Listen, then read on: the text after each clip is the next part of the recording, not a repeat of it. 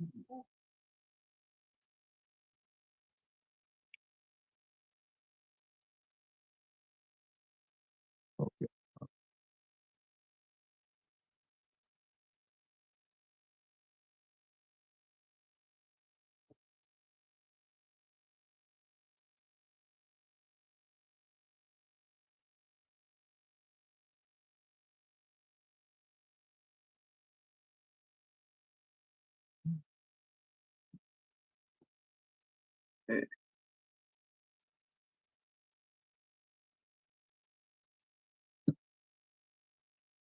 Good evening, ladies and gentlemen, colleagues, fellow Dominicans at home and abroad.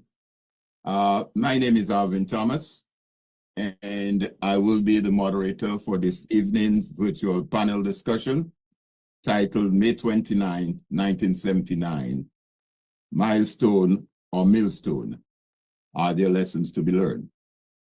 Before we proceed, and before I move further, Brother Jermaine, I would want to indulge on you to say, lead us off in a little prayer, if you won't mind, as we start the proceeding. In the name of the Father, and of the Son, and of the Holy Spirit, amen. Heavenly Father, we call on you. We call on your Holy Spirit to guide us in this discussion, to enlighten our people of Dominica, to keep them away from repeating the things that happened 46 years ago, and making Dominica a safe and democratic place. Father, help us in this discussion as we pray together the Lord's Prayer. Our Father, who art in heaven, hallowed be thy name. Thy kingdom come, thy will be done on earth as it is in heaven. Give us this day our daily bread, and forgive us our trespasses, as we forgive those who trespass against us. And lead us not into temptation, but deliver us from evil. For thine is the power, the glory, forever and ever. Amen. Amen. Thank you, Brother Jermaine. You're welcome. Thank you, Brother Jermaine. Again, let me just say a pleasant good evening to everyone here this evening, and to the many persons who will be listening to this panel discussion live on the various social media platforms. We do have this panel discussion being carried live by Q95, by TDN Radio, Civic Vibes, Push Past 10, and MO News, if I understand it correctly. So we'd like to extend our thanks to all of these various media platforms for carrying live this panel discussion. Today, as we mark the 46th anniversary of that pivotal and painful moment in our nation's history, we gather to reflect not merely on what happened, but on what we have become and what we must still strive to be. On May 29, 1979, thousands of Dominicans from all walks of life stood up against what many described as authoritarianism, injustice, and the erosion of civil liberties. It was a day etched in our national consciousness. For some, it is remembered as a milestone of civic courage. For others, a lingering millstone that reminds us of unresolved tensions in governance, accountability, and citizen participation. On that historic day of May 29, 1979, a youth protest against the government of Patrick John took place in Roseau. It turned deadly as members of the Defense Force fired into the crowd. When the smoke cleared, 1 man was dead and 9 injured. We will hear from some of the persons who lived that event of that day over 4 decades ago. It was a day that changed the political landscape in Dominica forever. This evening's discussion is organized by the Electoral Reform Coalition, ERC, a broad-based civil society alliance committed to strengthen democracy and protecting electoral integrity in the Commonwealth of Dominica. We are joined by an esteemed panel of historians, civic leaders, and policy thinkers in the person of Mr. Oliver O.J. Serafin, who took on the mantle of Prime Minister during that tumultuous period of interim government. Mr. Atherton Afimate, former minister in the interim government. Brother Egbert Jumin, activist and a key voice during the political crisis. Mr. Nicholas George, a retired police officer who was on duty on May 29, 1979. Mr. Crispin Gregor, an activist in the diaspora when events of the May 29, 1979 occurred. And Mr. Johnson Boston, chairman of the Dominica Freedom Party and current chairman of the Electoral Reform Coalition, ERC of Dominica. Together, they will help us unpack the implications of that historic day, connect to its present, and challenge us to ask, what lessons have we learned? And what must still be done to safeguard our democracy? I'd also like to recognize it first this evening, Attorney at Law Gabriel Christian, as well as Justice Irvin Andre, who is also going to be part of the panel as well. Dr. Andre will be part of the panel. And to recognize Attorney Gabriel Christian, who co-authored with Justice Andre, a book, In Search of Eden, Dominica's History, published in 2002, with a chapter captioned, Reign of Stones, the May 29, 1979 Revolt and the Aftermath. As moderator, I'm deeply honored to be a part of this conversation. As a former General Secretary of the Dominica Public Service Union, and as someone who lived through those turbulent months, I know well the power of collective action and the cost of silence. It is my sincere hope that any young persons listening to this discussion this evening would benefit from the presentation by the panelists, and in so doing, would help shape their political perspective of their country's history. I invite you to listen carefully, engage respectfully, and reflect critically. Let this not just be an exercise in remembrance, but a call to renewed civic responsibility. Thank you, and let us begin.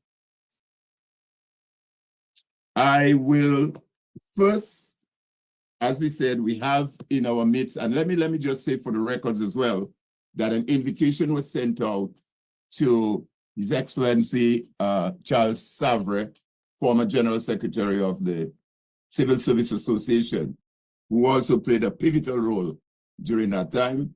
And he indicated, unfortunately, he won't be able to join the panel. However, wish the discussion every success. So I just wanted to make that note. So let's begin. And where do we begin? In our midst, as I said, we have with us someone who took on the mantle of leadership during that tumultuous period that I just outlined in my opening remarks. There are various perspectives of May 29th. There are various views. Persons have their own perspective about it. But there was this one person, Oliver O.J. Serafin, that had to take on the mantle of leadership as interim, as prime minister at the time. Since, as we know, there was this Committee for National Salvation Fund, which had no constitutional power. So, notwithstanding all the good intent that there were at the time, in the absence of constitutional power, nothing could be done. And just doing a little research myself, recognize the role, and with Mr. Serafin having to step forward, the role that the clerk of the house, Mrs. Jennifer White at the time, played as well. Because of, obviously, when everything fell apart, we had to continue as a country, as a nation. And I'm therefore going to invite Mr. Serafin to maybe begin the discussion and share with us and the rest of the folks listening, what went through your mind? You were a young man at the time, 35, 36, whatever I believe it was, 46 years ago. And you were called upon now to lead an interim government coming out of that situation. What was going through your mind? Tell us what, Give us a little context here after the dust has been settled and we have to move on. Mr. Seraphim. You're muted, you're mute. Unmute.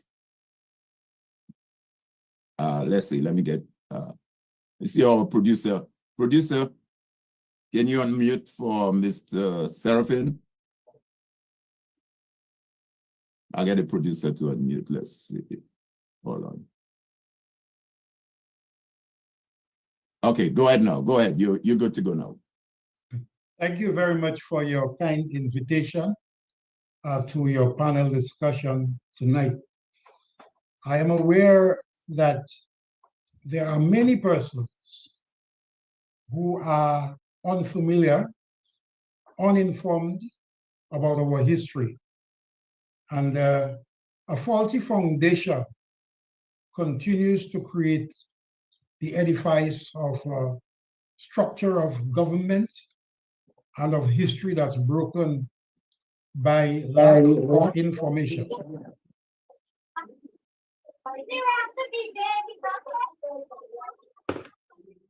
And so I felt it very much an obligation, despite the political conflicts that we are faced with, and the fact that so many people have difficulties in understanding that there is need for truth, that we need to get over the hurdles of misinformation and disinformation, and that we have to, as senior citizens of our country, give to the youth of Dominica a very clear, direct, and informed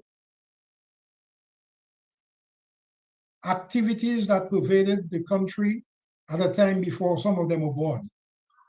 And so when you say to me, what did I think when I accepted the leadership following the overthrow of Patrick John and the arrival of the Committee for National Salvation, I have to recognize the fact that the Committee for National Salvation came about after the difficulties that came about through the challenges of the number of ministers and members of the House that had capitulated and felt necessary that there should be a leadership arrangement to be replacing that of the government of the day. There were 26 organizations.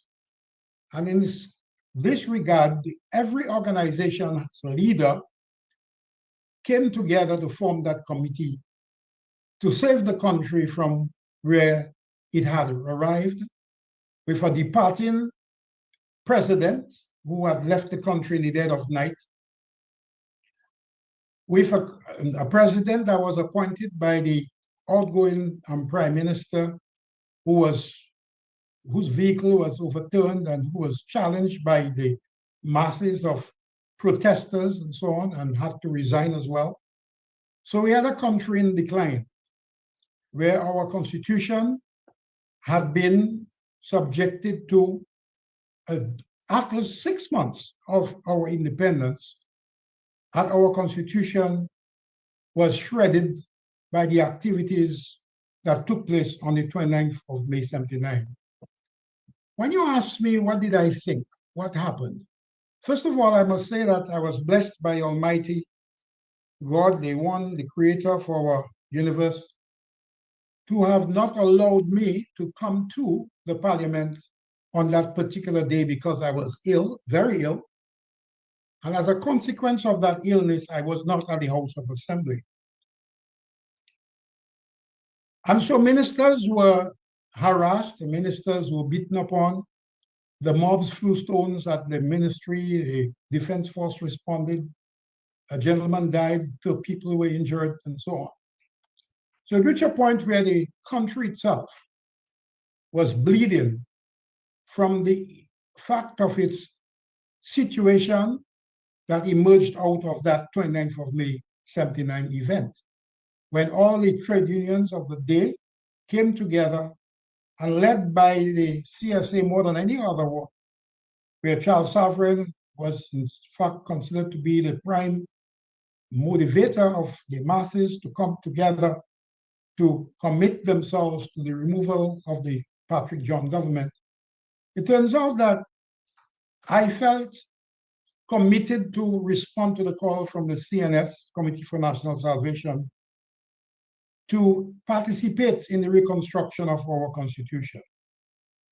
But what was unknown, and probably still unknown up to this moment, although we have very eminent, very qualified, and persons of integrity in this panel tonight, what was not known was that as a Minister of Government, I had my issues in the cabinet with the leadership of the country at the time. There was an occasion when the Boundaries Commission met, and I was the Minister for Housing at the time.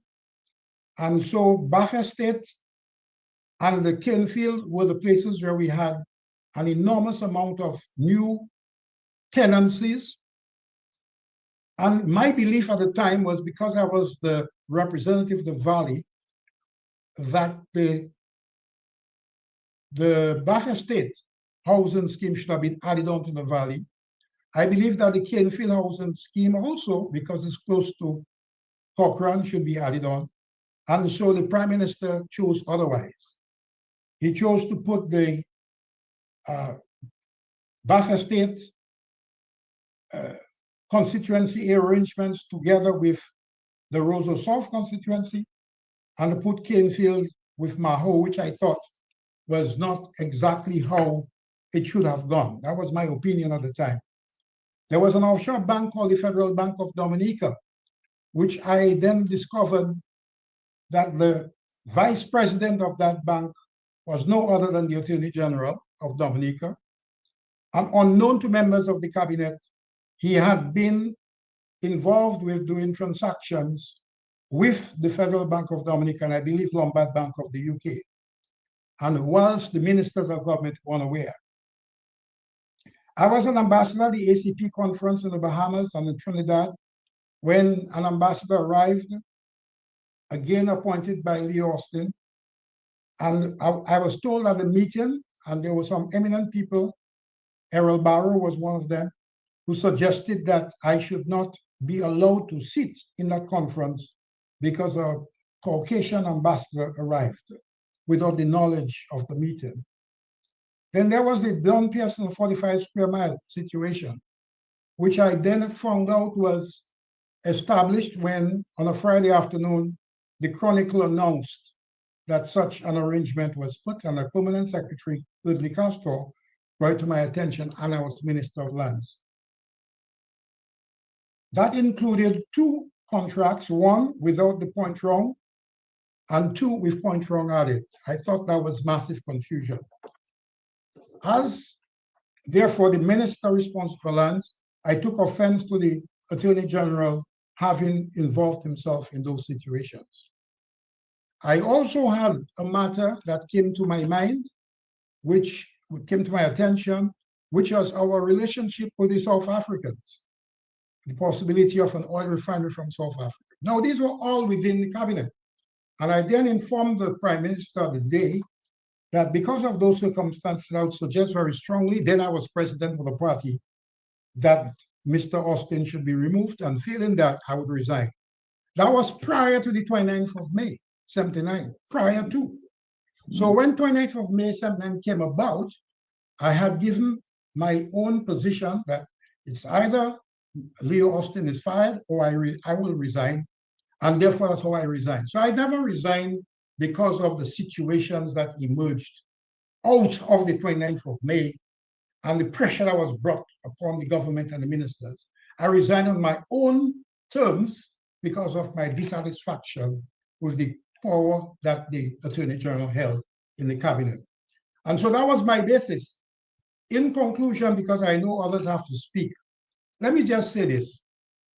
When I was offered to become the Prime Minister of Dominica by the Committee for National Salvation, that was an authority given by 26 of the leading organizations of the land. And at no time in the history of the Caribbean have there been such an arrangement where a committee of the citizens select and appoint a prime minister or a leader of a country in the Caribbean.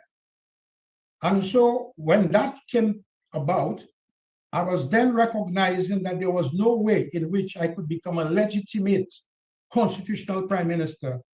And in assisting the CNS to do its work, I formed the Democratic Labour Party with Eustace Francis, attorney from the Roseau South constituency. It is as a result of that that we were able now to get within the membership of the House.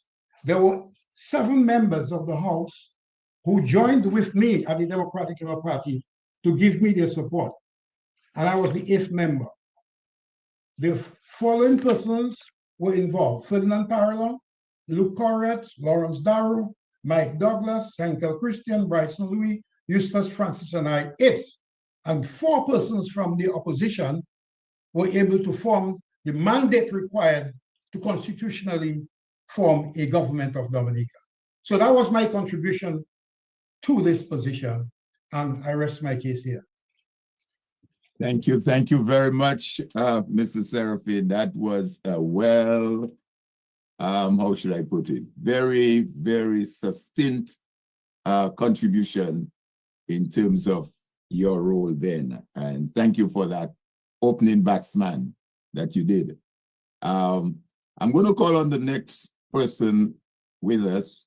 This is Mr. Atherton Martin. And what I would like Afi to do for us is to kind of put into context, based on what you have just described, Mr. Seraphin. You spoke about Don Pearson, you spoke about the Freeport, you spoke about the South African deal, several issues you raised. Some persons are of the view that the May 29th just happened on that day. Persons just came out that 29th of May, and all of that happened that one day, and we had that big hurrah, hurrah, hurrah. Give us some context. That's what I want you to do, Afi. In light of what Mr. Seraphin has said, give us some context so those listening, and again our young people, will understand that it did not just happen on May 29th. It could be a culmination that led us to that point. Can you speak to that for us? Afi, you're on mute. You're muted. Producer, can you unmute for Afi? Hold on a second, Afi. We're just trying to get you unmuted. Let's see. Normally I would, but someone else is doing the hosting. Let me see. Hold on, Afi. Don't go out yet. Producer, can you unmute Afi, please?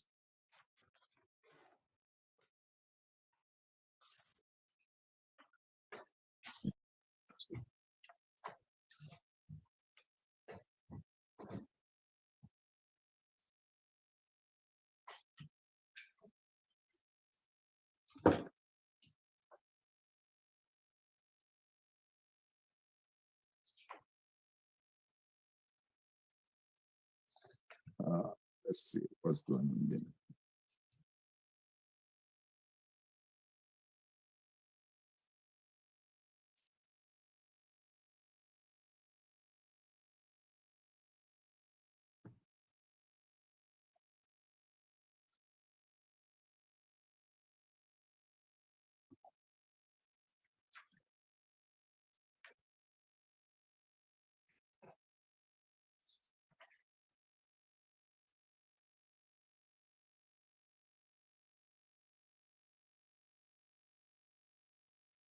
Afi, are you able to unmute from your end?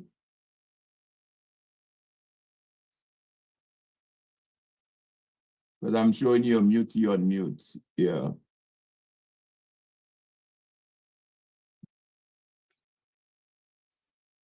Are you able to unmute him?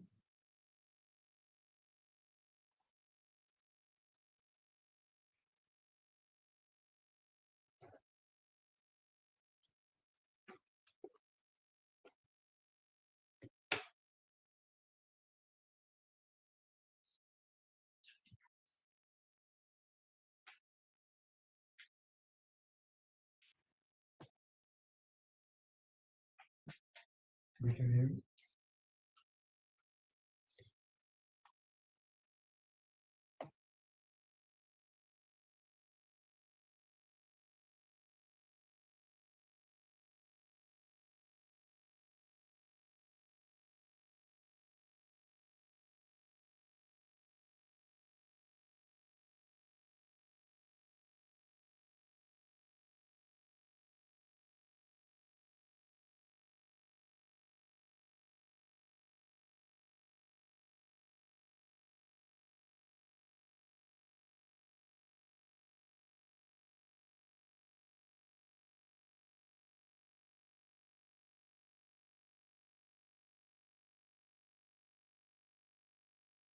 Unmute.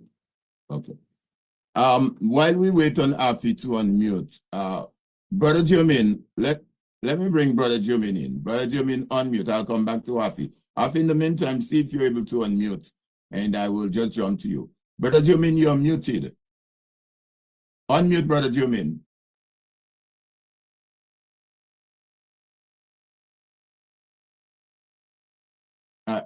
Unmute.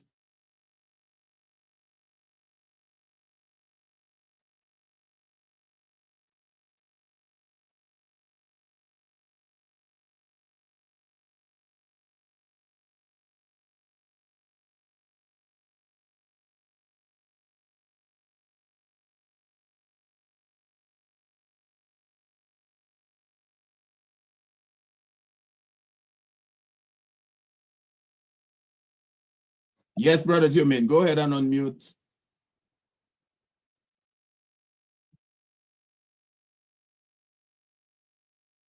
Hey, what's up?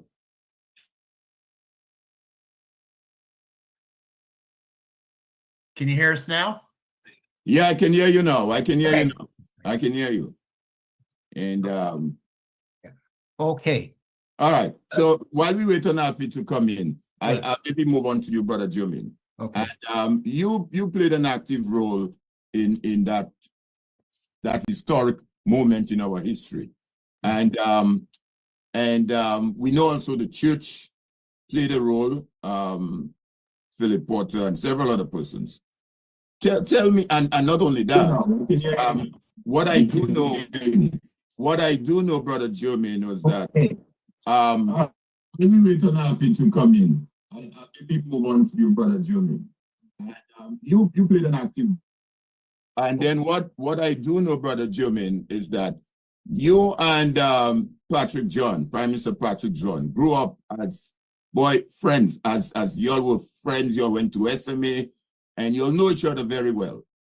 But yet you got involved in that event that led to what it did. Tell me what drove you to take part and to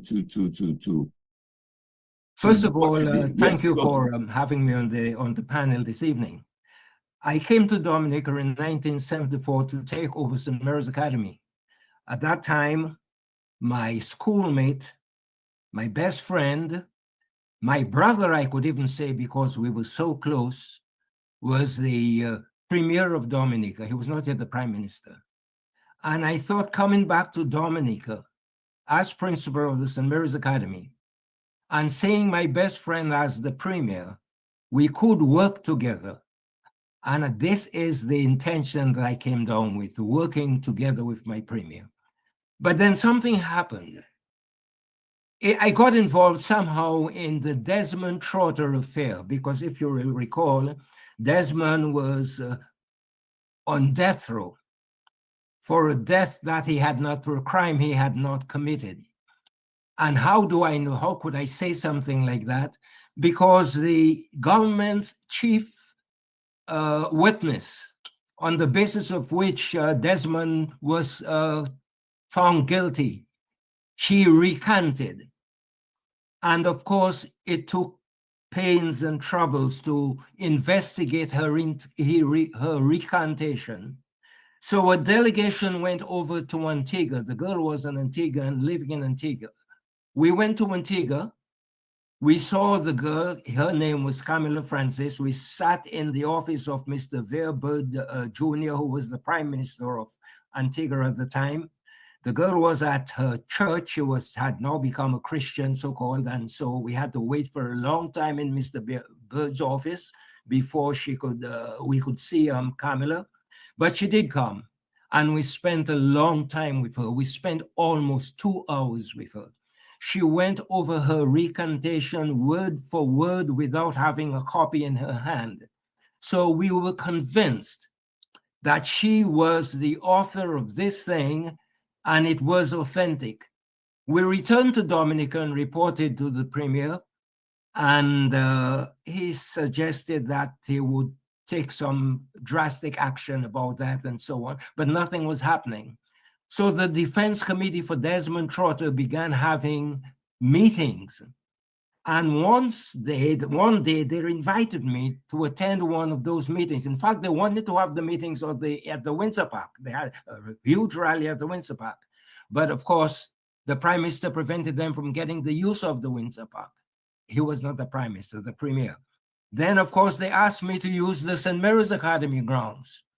Now, the year before, I had given the grounds to the Labour Party to have their activities at the Academy, and they were very much Labourites or pro-Premier, pro-Labour. There's no problem at the school. I gave permission to the Defense Committee to hold their activities on the school grounds since they could not get the Windsor Park. And of course, the bishop was now calling me, Bishop Bogart, and telling me that he had had a call from the Premier, and the Premier threatened that if any activity was held on the school grounds, there would be bloodshed. So he asked me if I could rescind the permission that I had granted. I did not want to, but in respect of the bishop, I did rescind the permission. The committee decided to have a meeting at the riverbank and invited me to make my presence, just to be there. And I did. I showed up that day. While we were there, the police arrived in girls' uniform, they stole I think they confiscated the apparatus of the Defense Committee. The guys went in the river, little piece of land in the river to demonstrate. I walked up to the old bridge, the Low Black Bridge, and I stood up there watching what was happening. Defense force or the police began tear gassing the guys while I stood up there shaking my head saying, look at what is happening in Dominica. One of Dominica's higher policemen came to me and gave me what we would call 2 jacks in my neck. And I retreated to the door of a shop close by. Then another senior police came to me and asked me if I was instigating people. I said, instigating? Do you know the meaning of instigate? And he cursed me. I said, sir, you cursed me, but I bless you. Have a good day. A few minutes later, 2 lower policemen came and told me I was under arrest. I said, I'm under arrest. Yes, get into the police van. Well, I was not going to resist being arrested.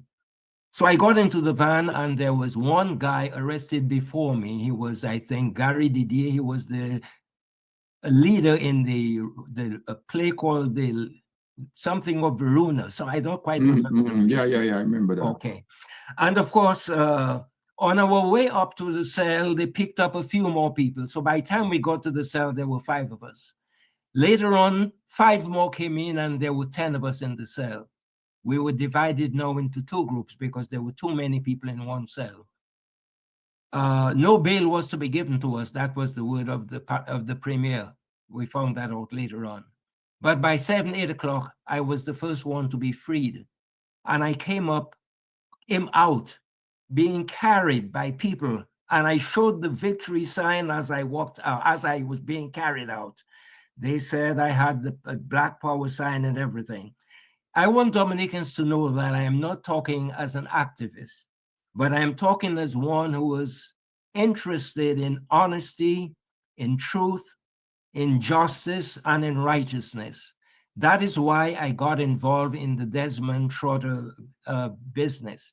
And as a result of that, I found out that I was now persona non grata in the eyes of my dear friend and premier.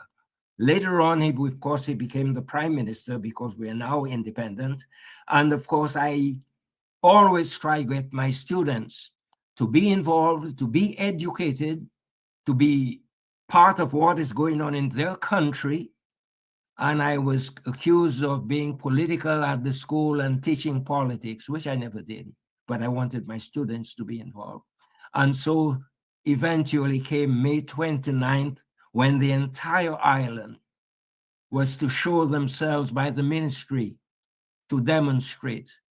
Later on, I will talk a little bit more about that, but that's how I got involved. I was not really an activist, but I was someone struggling for justice, for truth, for what was right, and for being a good patriot.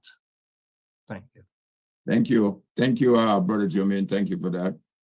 So as you heard it from Brother Jermaine, he was standing up for justice, for what is right, to do the right thing, and to instill in young people, which is part of the objective tonight. So young people understand what happened back in '79 and what, what their engagement or their involvement today. Let's hear now from Dr. Irving Andre, because he wrote, as I said, he wrote extensively on that. Dr. Andre is an author. Himself and Gabriel Christian have authored several books. And in one of the books that he authored, he wrote extensively on both himself and Gabriel Christian wrote on the question of the May 29th. As I said, the subheading is Rains of Stone, I think it's called. Dr. Andre, I'm going to ask you the same question. Give us some context, because we hear a lot of stuff. And as I said, some people feel, well, the May 29th, you hear, well, it's a Freedom Party orchestrated thing with Child Sovereignty Union, and that is what it was about. And, a party wanted power. But try and give us some context based on your writings and what you've been able to research over the years. Unmute. Unmute. You're muted. You're muted. Unmute. Unmute, Dr. Andre. You were unmuted a while ago. Yeah. Yes, okay. Let me thank you for inviting me to be part of this wonderful. Let me say welcome to my esteemed principal, Brother Jermaine. I taught at the St. Mary's Academy. In fact, he hired me on the first stint after I'd finished sixth form, and then after I had finished UWI in '81. So again, I have a lot of respect for this man. I bore witness to the type of activities he was engaged in and so on. But you are absolutely correct. May 29 was the culmination of a decade of activities. It was the logical culmination. Brother Jabin has just described what happened to him. But we have to go back even further into history to find out the genesis. Mr. John, as you know, became a member of parliament in 1970 after he was invited to contest that election after 3 defections from the ruling Labour Party led by Edward Oliver LeBlanc. There were the 3 horsemen, there was N.E.N. Ducre, there was Mabel Meyer James, and there was Will Strathmore Stevens. Suffice it to say that after LeBlanc again succeeded in winning that election, he was in the process of grooming someone to take over, R.O.P. Amor. But R.O.P. Amor played his hand, and unfortunately, according to some, he resigned, and that led the way for LeBlanc's eventual exit in 1974 and for the ascendancy of Patrick Roland John. But 1974 was also very seminal in Dominica's history. First of all, in '73, you may recall, if you're old enough to recall, there was this in one first of about 3 major strikes in Dominica. That first one arose out of the transfer of Daniel Coderon, otherwise known as Papa D, from the state-owned radio station because it was felt that he was being subversive. He had programs such as a jazz program, sort of a youth tempo program. People regarded it as being subversive in the sense they accused him of teaching children antisocial behavior and so on, and that led to a massive strike.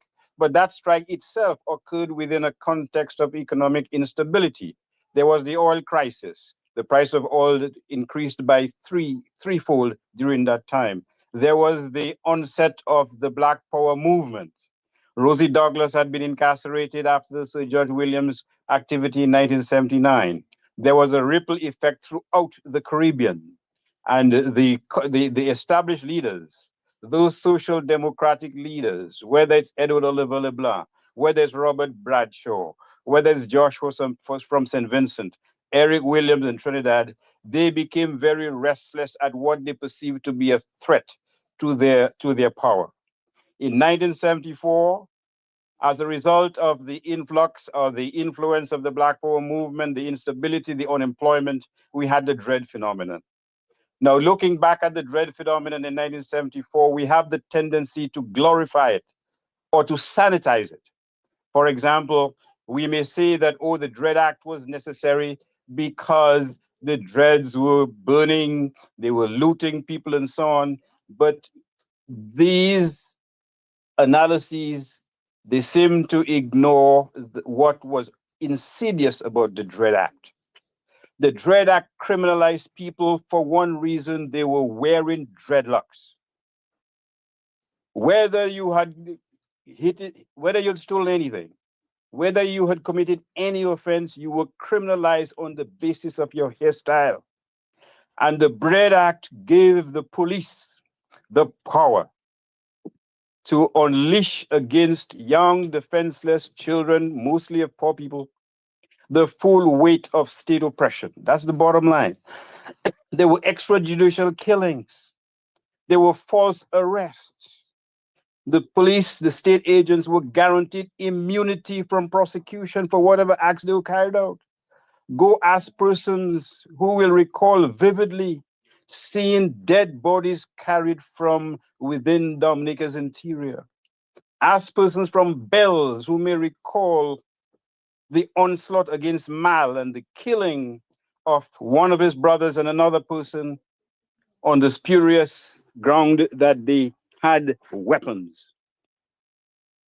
And it is important to realize that, to remember these things, because we see its ugly head today. We've seen it on March the 19th, giving state agents power or immunity to decide people are rioting, persons who did not even give anyone a callot, persons who didn't throw any stone, persons who didn't spit on the ground, persons who didn't even curse any policeman were arrested on the basis of being part of a riotous assembly, when in reality, the only persons who committed any kinds of offenses, such as throwing stones, such as slapping persons defenseless and senseless on the ground, such as, for example, trying to steal a journalist's camera, were the state agents. So this is what we're seeing. And look at what precipitated the immediate stimulant or stimulus for what happened on May 29th, the passage of legislation. We can sugarcoat it as much as we want. The fact of the matter is, the one piece of legislation aimed to curtail involvement, Industrial Union Act or Trade Union Relations Act, whatever it was, and the act, to censor persons who wrote articles in the newspapers, to silence them, to command on force the newspapers to give the identity. Please mute your mic. Mr. Francis, please mute your mic. Go ahead, Dr. Andre. You're muted, Dr. Andre. Go ahead. Unmute. Unmute, Dr. Andre. Yeah, okay. Yes. Go ahead now. Yeah. And the stimulus for what happened was the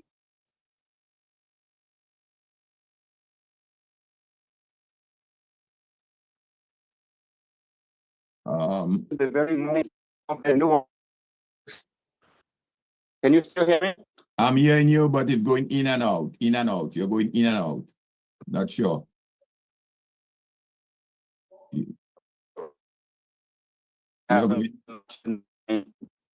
And what is hello? Yes. Go ahead, try again, try. We're hearing you, but it keep going in and out. Yeah.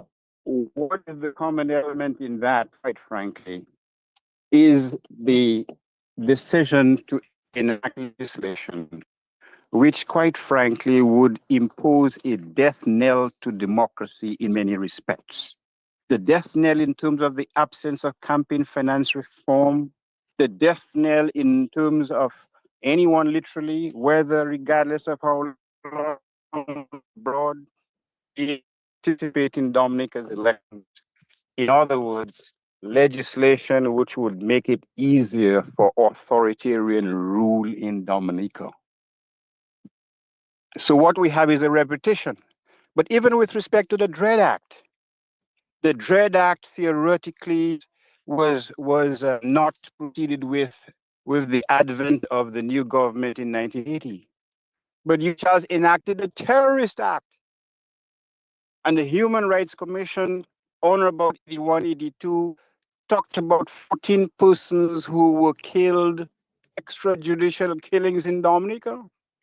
I had occasion to receive the notebooks of this famous police officer, Evans John. He died, God rest his soul.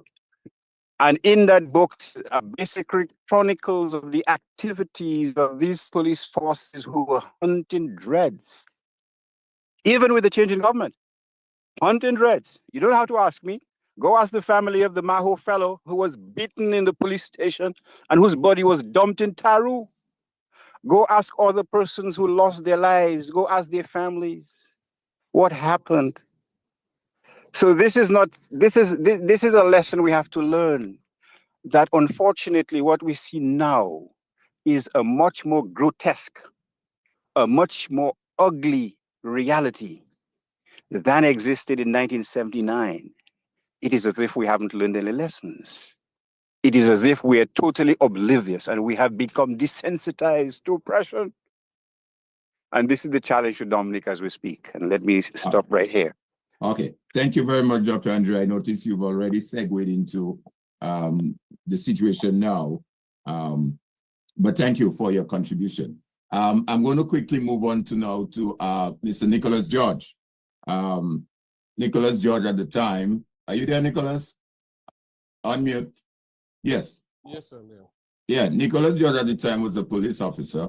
And as we know, in situations like this, there are strain on the police force. And as we always say, not every police officer is a bad officer, but you do have some that go overboard.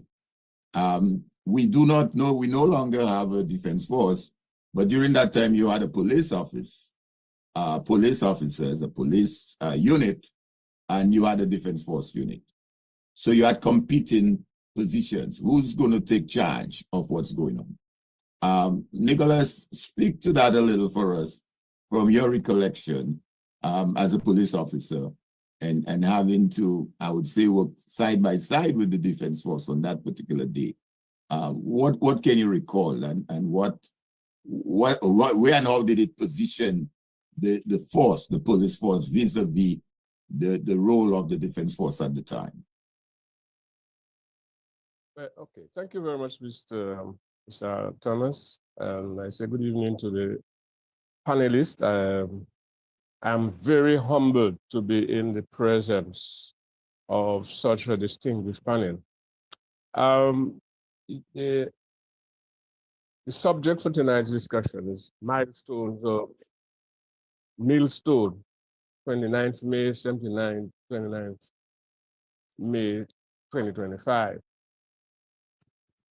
From the outset, I would say that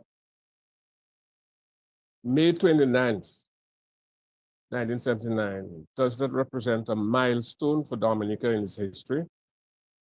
And in 2025, as we celebrate the 46th anniversary of that event on May 79, it is a milestone for us in Dominica. Now, if in particular reference to the police and the defense force, I believe in all that happened in 1979, the police came on top, well, came out all right in that we were led by principal police officers in the persons of Commissioner Owen Phillip and his deputy, Mr. Abraham Joseph. And we were challenged because I was a young corporal at the time, so we probably didn't expect the large crowd that assembled on Kennedy Avenue. But we responded. I was detailed by the Deputy Commissioner of Police to do crowd control duties on Kennedy Avenue and around the government headquarters. We were overwhelmed by the largeness of the crowd, and some of us tried our best to physically protect the government headquarters because Parliament was on the 4th floor. And the crowd wrestled the main gate at police headquarters from us. And so now that the gate is wide open, there was a prominent Dominican who stood up and said to the crowd, "We're not going upstairs." I was there when that gentleman said that. "We're not going upstairs." And they remained downstairs. So events could have been much different had the crowd gone upstairs to Parliament. That didn't happen.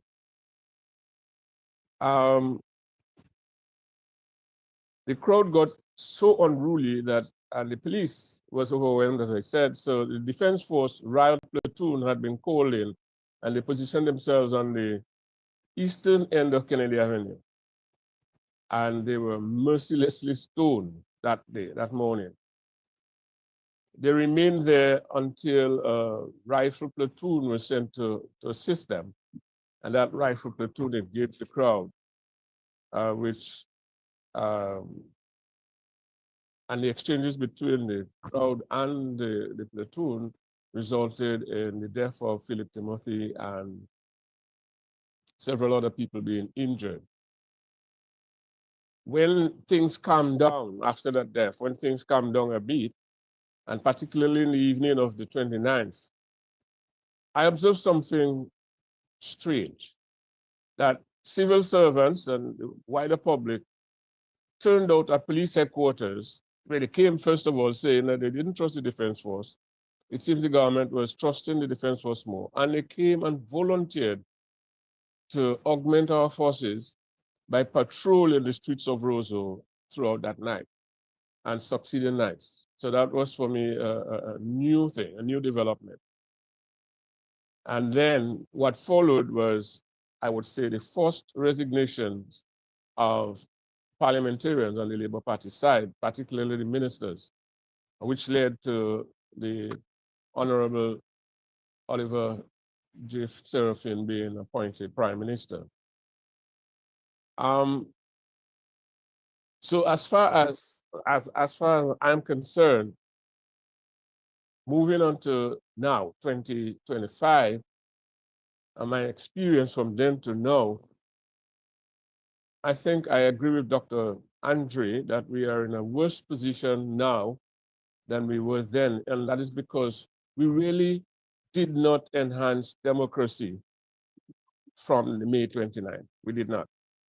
And I'm suggesting here that that is because our democratic practices is predicated on faulty political system. And that is what existed in 1979, because the laws, the system perpetuated, it allowed for the elites to be glorified, and that we would look down on the downtrodden or the less fortunate. And that exists today. That exists today, and I'm closing by saying that we need to change the political system in 2025, the one that we inherited. It was given to us. It is suppressive. It is oppressive.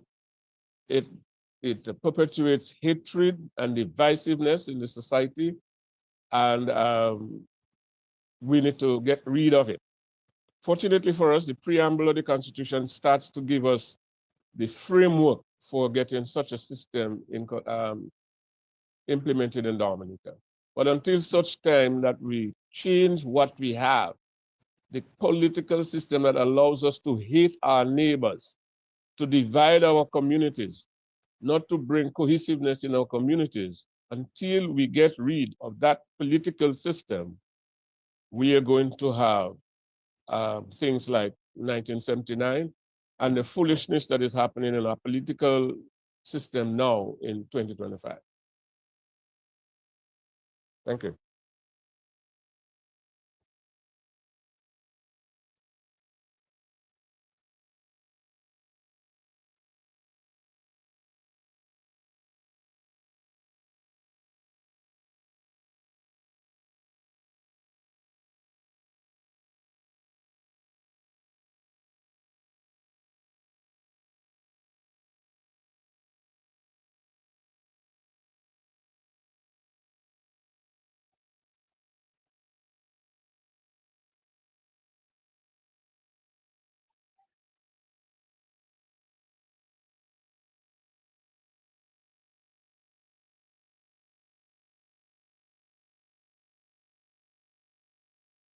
Alvin, you seem to be muted.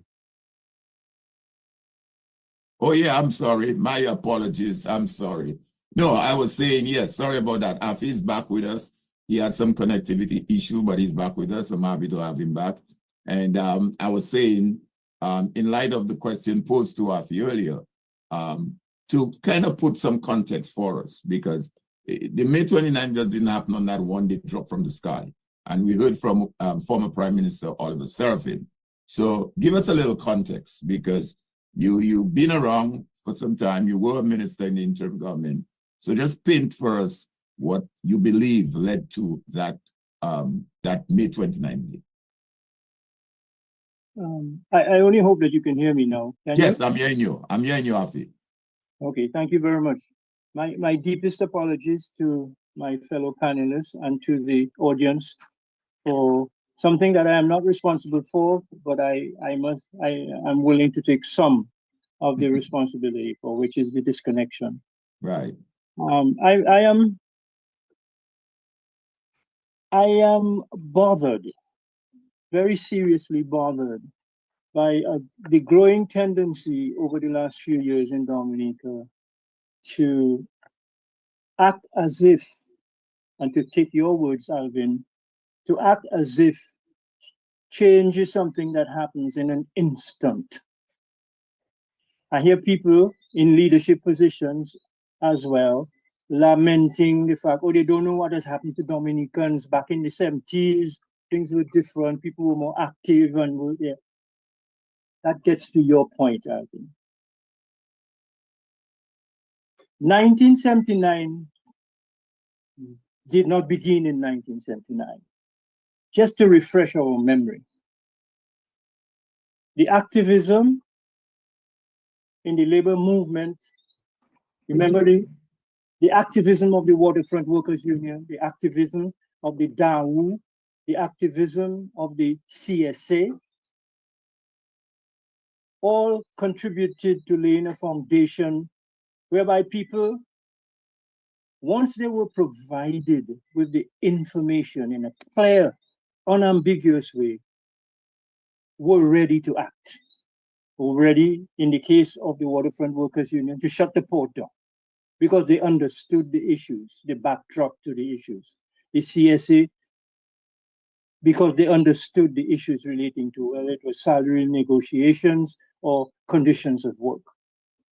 But there were some other things happening both inside of Dominica and outside of Dominica that in a very direct way contributed to the atmospherics that allowed May 29, 1979 to occur. Let me remind us. In Dominica, in 1972, 7 years before 1979, what happened? A group of farm workers in an eastern village called Castle Bruce challenged one of the largest corporations of the United Kingdom government, the Commonwealth Development Corporation, challenged them to show good cause why 1/3 of the labor force should be laid off. And when they could not show good cause why that should happen, the workers stood down and the workers shut down that estate, which was an institution of the United Kingdom government. Pastor Bruce. 1974, Grand Bay. The people of Grand Bay, small farmers, independent, unemployed workers, young youth, said to one of the largest merchants and estate owners in Dominica, Mr. Elias Nassif, enough is enough. We will take no more.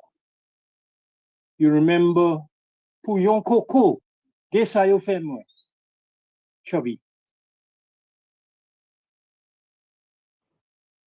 Bear in mind the chronology of those kinds of events domestically. 1975, 76, concerted and determined action by the CSA under the leadership of the person who chickened out tonight, which is part of the problem. Because it is not enough to provide leadership when and as it is needed in time, but to continue to provide leadership as time goes by.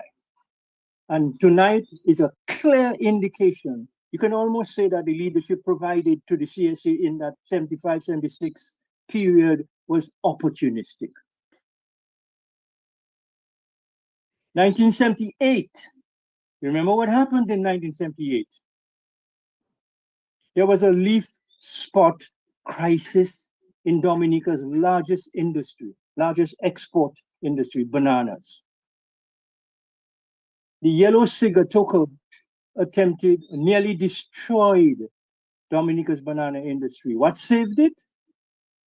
Independent small farmers throughout Dominica stood up and challenged the Dominica Banana Growers Association and the Ministry of Agriculture to show good cause why they allowed this to happen and to mobilize their resources to save the industry, which they eventually did under pressure from the small farmers of Dominica. That's 1978. Arising out of that, there was the resuscitation and reestablishment of a national farmers organization called the Dominica Farmers Union to sustain the voice of the small farmers on matters affecting their livelihood. 72, 74, 76, 78, 79. Exit Dominica for a moment. Go south to Grenada, 1979, 13th of March. Peasants, students, and unemployed people in Grenada said to the Eric Gary government in a neighboring island, enough is enough. We want and need to be a part of the decision making in our island.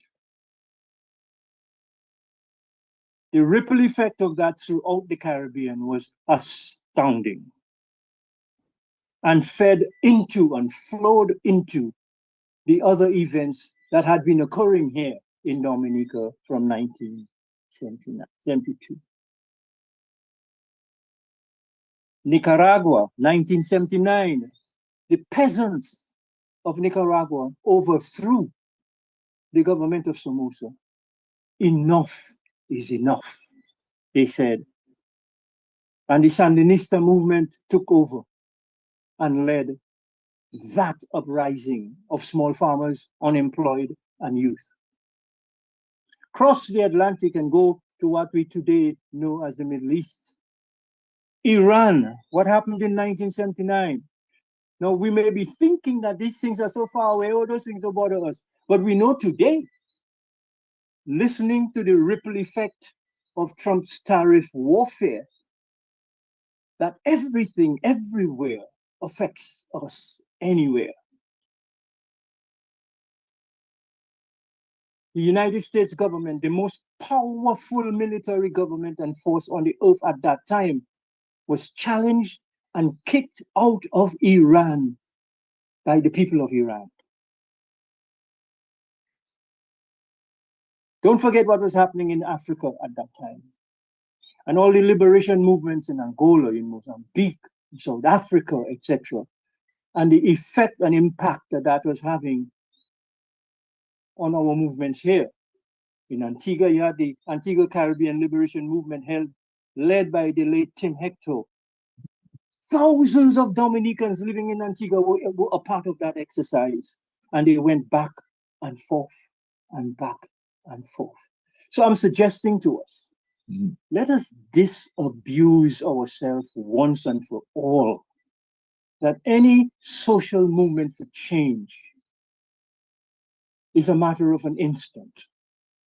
It's a matter of a careful, painstaking, and painful building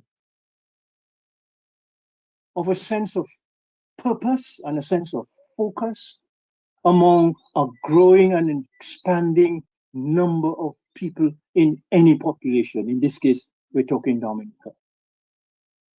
That's one. So let us make sure that we don't fool the young generation into believing that, oh, all that's needed is the right leadership of a political party or the right leadership of a union. Oh, no. What's needed is daily organizing, daily educating, daily mobilizing, so that when the opportunity comes together in that perfect storm moment, you're not looking to organize and mobilize. You are basically announcing it is time. I say this because the lessons of our May 29, 1979 have not been learned. And one of the reasons it hasn't been learned is that our generation has failed to communicate the fullness, the intricacies, the efforts that went into creating a suitable substrate, suitable soil, in which the seeds of what became 1979, May 29, could germinate and eventually blossom into the fruit that it did. That's point one. Point two, the issue of democracy. We like to say, oh, democracy was threatened, control of the media, etc., etc. That's all true, but it's not all the truth. I believe the significant issue that we keep missing, and which is what drove and sustained that movement of enough is enough over the years leading up to May 1979, is that no democracy can exist without institutions that function as democracies. For example, it is not possible to have a democratic system of government if other institutions in the society, be they trade unions, private sector organizations, civil society organizations, regional organizations, in our case, OECS, CARICOM, etc. If these institutions function in an anti-democratic way, that is top-down, where the people who are the targeted beneficiaries have no say in policy, no say in program, and no say in implementation, then you are dismantling and preventing the building of the pillars that together will sustain that thing we are referring to as a democratic society. And so I say, what allowed May 29th, 1979 to emerge was that we understood that. Yeah. Those of us in the leadership of the movement at the time understood that, but not just by virtue of some, spiritual enlightenment but by virtue of hard work. We read a lot, we listened a lot, we debated a lot, we organized a lot. And if you think clearly, these are the very things that are lacking in Dominica today. So there's a vacuum. There's a vacuum of democracy in Dominica. So there's no substrate, no foundation on which to build the democracy that we fought so hard in 1979 to give it a chance. Yeah. Let's not fool ourselves. Let's not fool ourselves. Yeah. Thank you very much, Afi. You have unpacked quite a bit, and I'm sure your fellow panelists will agree to some of the comments, or most of the comments rather, you've made there. And we're speaking there directly, the whole question of civic engagement, and that is a fundamental problem. We read a lot then, we debated a lot, and therefore I'm glad you're able to put it in that context, because sometimes when we have that conversation as it relates to May 29th, it seems like it's just this one incident that happened on that one day, and you had this big hurrah, hurrah, hurrah situation that occurred. But like you said, you painted all the way back, going back as way back as 73, 74, 72, which culminated then. But we have our final panelist that's going to contribute here is Crispin Gregoire. Crispin at the time was out of Dominica. But again, as Afi and some other panelists alluded to, there was that international flashlight on us. And Afi just made reference to Grenada next door. Bear in mind, Grenada had the People's Revolution in March, April, May, 2 months after we had ours. And there was this fear that, boy, we cannot afford to let Dominica own go the way that Grenada own went. And I guess that is why Dominica stands off as being unique in what we were able to do with the Committee for National Salvation and what Mr. Serafin explained earlier. Because it was like the fire was flaming. It was like the 1930s fire. Those of us remember what happened in the 1930s, the uprising that spread throughout the region. And we were scared that, hey, if Grenada went that route, it's likely we're going to go that route too. But let's hear from Crispin, who was out in the diaspora, who I'm sure was actively engaged as well. What can you recall, Crispin, of that May 29th? Leading up to it, of course, and we know of your involvement in various NGOs and that stuff in Dominica and thereafter. What can you share? Yes. Well, Alvin, this event happened just like 2 weeks after I graduated with my first degree. And, for my whole life, going back to, well, first of all, I neglected to say good evening to all the listeners and the panelists. So let me get my manners straight here. So Brother Jermaine in his presentation mentioned Desmond Trotter, and that's an important variable for me because Trotter and I, we went to high school together. He was the guy who led the SMA demonstration. The first demonstration ever in Dominica was led by Desmond Trotter at SMA. The SMA was the center of Black power in Dominica. And I was one of the students. And I'll tell you that shaped my whole life, that SMA experience. And I wasn't there when Brother Jermaine, Please mute anyone. Gone. Please mute your But mic. it was a defense committee that we had for Desmond Trotter in New York that allowed for I think I told you, right? my involvement with what was happening in Dominica. So we had an organization in New York. And when May 29th occurred, what was most disturbing to us was that the defense force would fire on peaceful demonstrators. And that's a no-no. Dominica had just become independent the year before. And here we are facing this challenge the possibility that our country could descend into civil war. So after that fateful day, we decided to have a protest in front of the United Nations building. There's a little park there called Dag Hammarskjöld Park by the steps in front of opposite the UN. So we had a demonstration there for Dominica and trying to get the UN interested in what was happening in our country. And then we also proceeded to write to the State Department. And these are, in those days, you don't have email or whatever, you know, you have to send a letter and hope it gets there. And we did that. And they agreed to meet us for a delegation to come to Washington to speak. I was 21 at the time.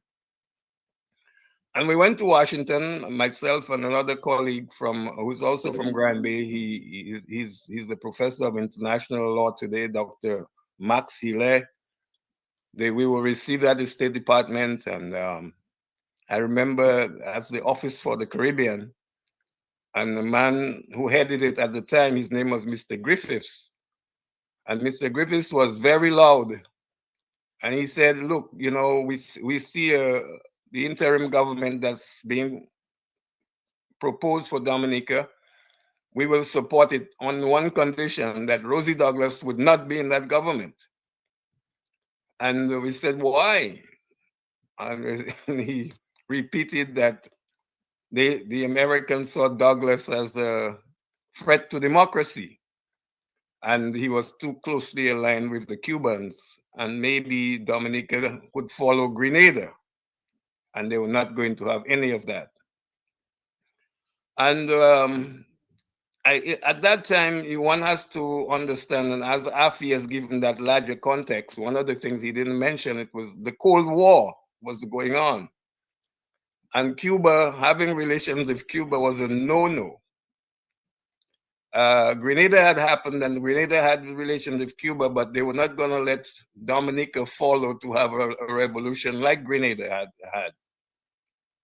So we calmed their fears and said, look, you know, we hope that there would be a reasonable solution in Dominica and it wouldn't descend into a change of government by force of arms. That was the concern of the United States at the time. So we went back to New York and we continued our work. And I should say that, interestingly, that group emerged as the Dominica Hurricane Relief Committee after Hurricane David happened 2 months later. And again, there I was very, very much involved in that, but that's a different story. But I just want to make the link how our presence in New York was. At that time, you didn't have that many Dominicans in New York. Remember, that's 1979. Hurricane David hadn't happened yet. It's really after Hurricane David, the influx of people who left Dominica, the numbers in New York, New Jersey, Connecticut increased substantially after the hurricane. But up to that point, very small numbers of Dominicans in New York. And don't talk about Washington and Maryland and Atlanta. They didn't have Dominicans then. So we were also connecting with the Dominicans in England, the Dominicans in Canada, Dominicans in Guadeloupe. And so the interest for Dominica was strong among those of us who resided in New York. And one of the things I should say about that group in New York, it was a multi-party group. There were people from all the parties. I don't know how we worked together so harmoniously. There are people from the Freedom Party who supported the Freedom Party, those who support Labor, those who support the Dominica Liberation Movement Alliance, of which I was part of that group.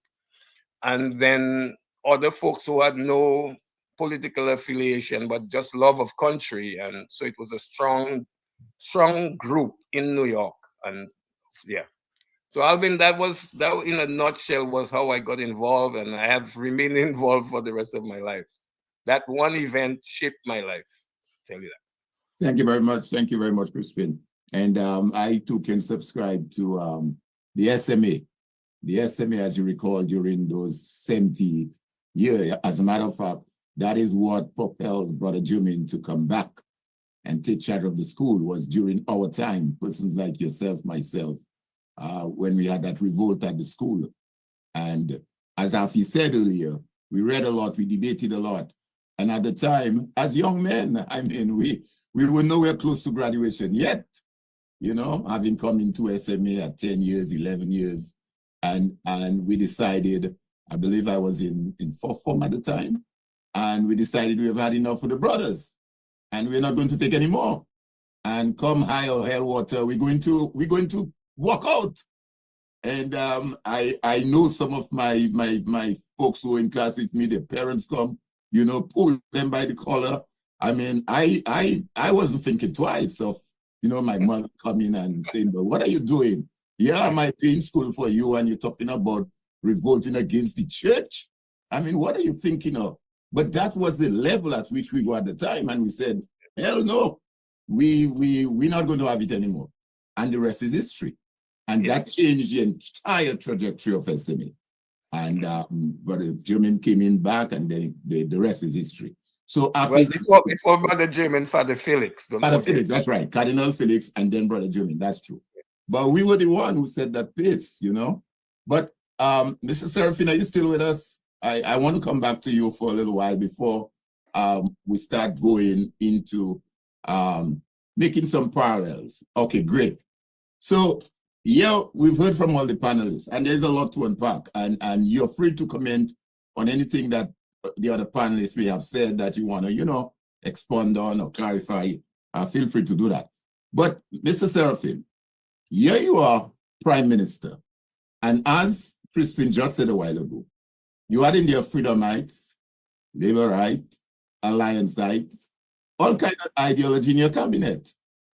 So it was not a cabinet where it was a Labour Party or Freedom or what. You had all those guys in there. You had people like Afi Mate, who was considered, and those days they considered him a leftist as a minister.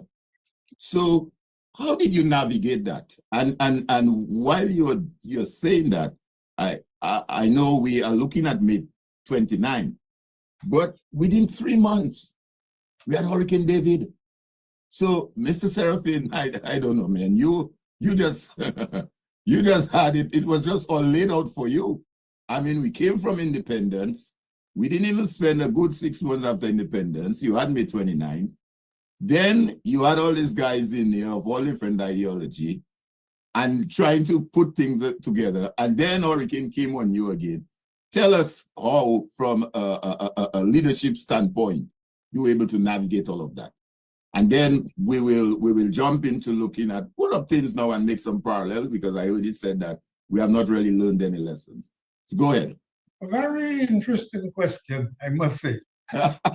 Very, very interesting. You didn't see that one? First of all, something that the persons, the sages of our land who communicate to the publics that are available to them, fail to recognize that that was the first coalition government. Now, we've heard about governments that came afterwards and so forth, but that was the first coalition government. True. Comprising of those persons. Afi Martin at the time was the leader of the Alliance Party in the cabinet. Obviously, very young, vibrant, energetic, educated, wants to be leader of the country. And he's my Minister of Agriculture. You have Mike Douglas, who also had ambitions. He had issues and situations where Patrick John felt that he had been cruelly dismantling the leadership of Patrick John as being one that he wants to replace, and Patrick John fired him. So he was also there in that cabinet. Then you had Brian and Charles Maynard, who were the most eminent members of the Freedom Party government. Eugenia was not in, but very well supported by those two people. And so it became a situation where each of those persons mentioned, and one or two others, Charles Sovereign was there at the back there as the chairman of the food desk, and his job was to ensure that the food is not one that I can use for political purpose. And consequently, he, Charles Savret, blocked some sources of food for Dominica, like the PL 480 food, the Catholic Relief Food, the Seventh Adventist program of food supplies. By being able to block the food supplies to come in, that was a way in which it appears that I would not have had an advantage in the political process. Then I had discussions with Patrick John, and I said, let's let bygones be bygones. The situation is there have been a change of government. I'm now in government, and I need his support. And he suggested that if perchance there would be a pure Labour Party group of persons in the cabinet, then he'd feel free to continue supporting me in the bills that will be coming to Parliament, etc., etc. And so, unfortunately, mea culpa, I have no choice but to find comfort in removing the presence of such persons who I believe could be antagonistic to my own personal political ambition. Don't forget that I was placed there just as basically just to come there, block a hole for next election, you know. Keep the seat Nobody took me seriously enough to think that I was going to continue the process of an emerging Labour Party and the leadership of the Labour Party to overcome what had happened to Patrick John. And so here I was in a cabinet of having to dismantle that CNS connection. And so I said after Hurricane David that the CNS was blown away by the winds of David. I remember that quote. And consequent upon that, therefore, in having some of those persons like Brian and Maynard and others who were no longer in the cabinet because of dismissals, a lot of us here sitting even now in that group of persons that are communicating with you may not have realized that what transpired was that a new Labour Party emerged. In that, Leonard Baptist Papi became a senator. Louis Robinson became a senator. The Carib chief, Hilary Frederick, became a senator, and so did Felix Thomas. And I remember being in Parliament and saying in the Parliament very boldly that the Labour Party is now hydra-headed. When you cut one head, the other one appears. And so here we were, Eugenia says, that's true, because you are a monster or something like that. Now, I'm saying so to say this, that my allegiance then to country, yes, because I did what I could during the hurricane, but certainly was for the reconstruction of the Labour Party, because that's where I came from. Right, right. That's where I was at 25 years. I was the treasurer of the Labour Party, later on vice president, and I became president of the Labour Party. And so my first communication with my party resource people was, how do we reconstruct? And so if you ask me what happened then, was that a new government emerged towards the end of '79, leading to the elections. And unfortunately, what transpired was that the alliance went their way and they continued to contest. We didn't get an amalgamation or a thought process to bring us together. We didn't do that. Patrick didn't come to me and say, let's work it out as we should have. So as a result of that, you had 3 opposition parties contesting Eugenia Charles' government, and she emerged as government. But something that has passed by, a lot of people haven't realized, is that whilst the alliance had lost the elections in 1980 and had dismantled and disintegrated by 1985, the alliance re-emerged with Rosie Douglas in 2000. Did you realize that? Have you really thought about that? Yeah. That in fact, what you had was, Afi Martin became a minister. Yeah. What's his name? Pierre Charles. Pierre Charles. Pierre Charles became a minister. Yeah. Osborne Rivera Yes. became a minister. Yeah. Pascal became a minister. And who am I missing? There was somebody else. Oh, Bernard Wiltshire Yes. became Attorney General. Yeah. So that all of those persons who in 1980 were the young, aspiring, positive people re-emerged in 2000 and formed the government of 2000 until Charles Safran, having sold out the Freedom Party, walked into the party of Rosie Douglas, and from there become the dominant personality and emerged as president of Dominica. That's an interesting part of history. That we need to... Yeah, that's a very interesting thing, and that is why it is so important for us to record our history. It is so important, especially for the young people, that they can learn and see what it's like. And we have a very rich history. We may not all agree or may have different perspective, but it is our history as a people, and we can't hide away from it, as painful as it might be. But I want to recognize... So don't you think it would be timely that Safran kind of explained to the Freedomites how he emerged as that person that... that's why we're hoping... That integrated... We're hoping he would have been a part of the panel tonight, you know? I would have thought that he should have been.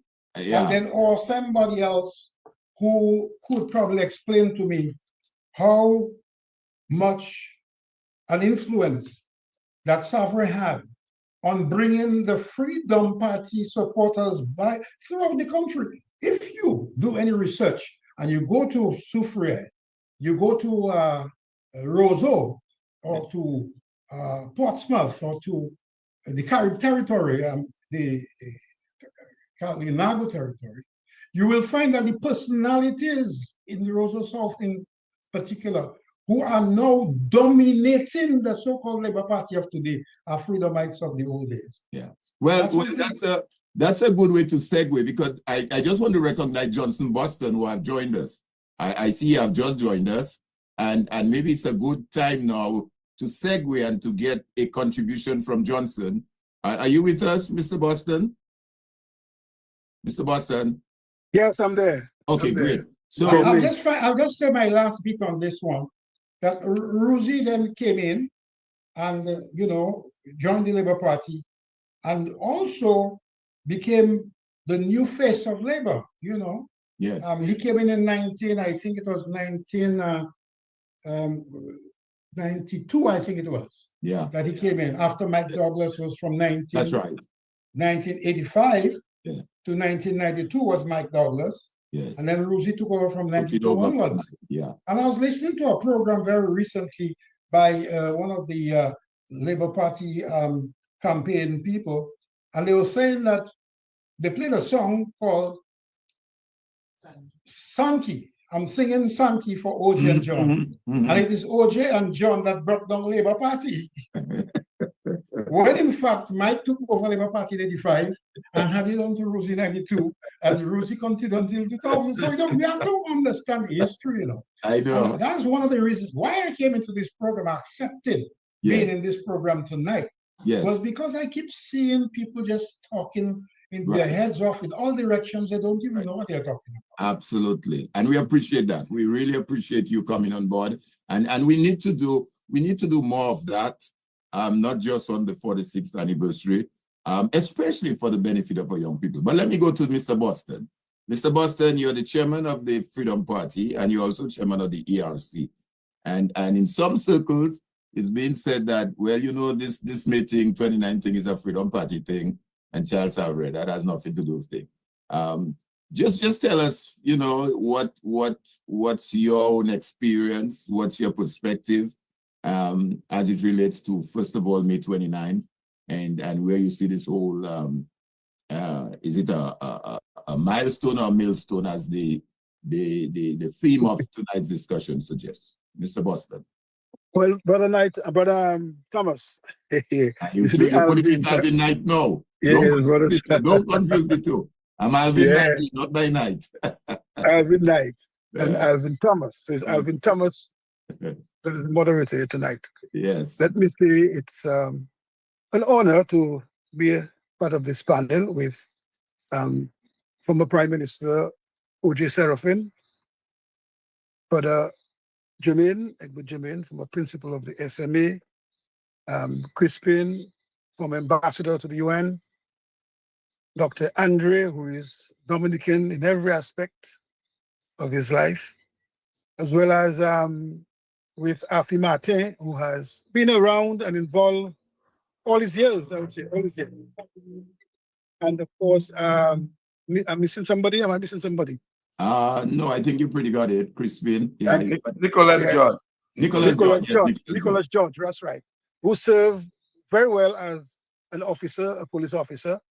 In fact, I always said to Nicholas, when I looked at him in his uniform in those days, and even before he retired, to me, you get a sense of a responsible servant in the Dominica Police Service, serving the people.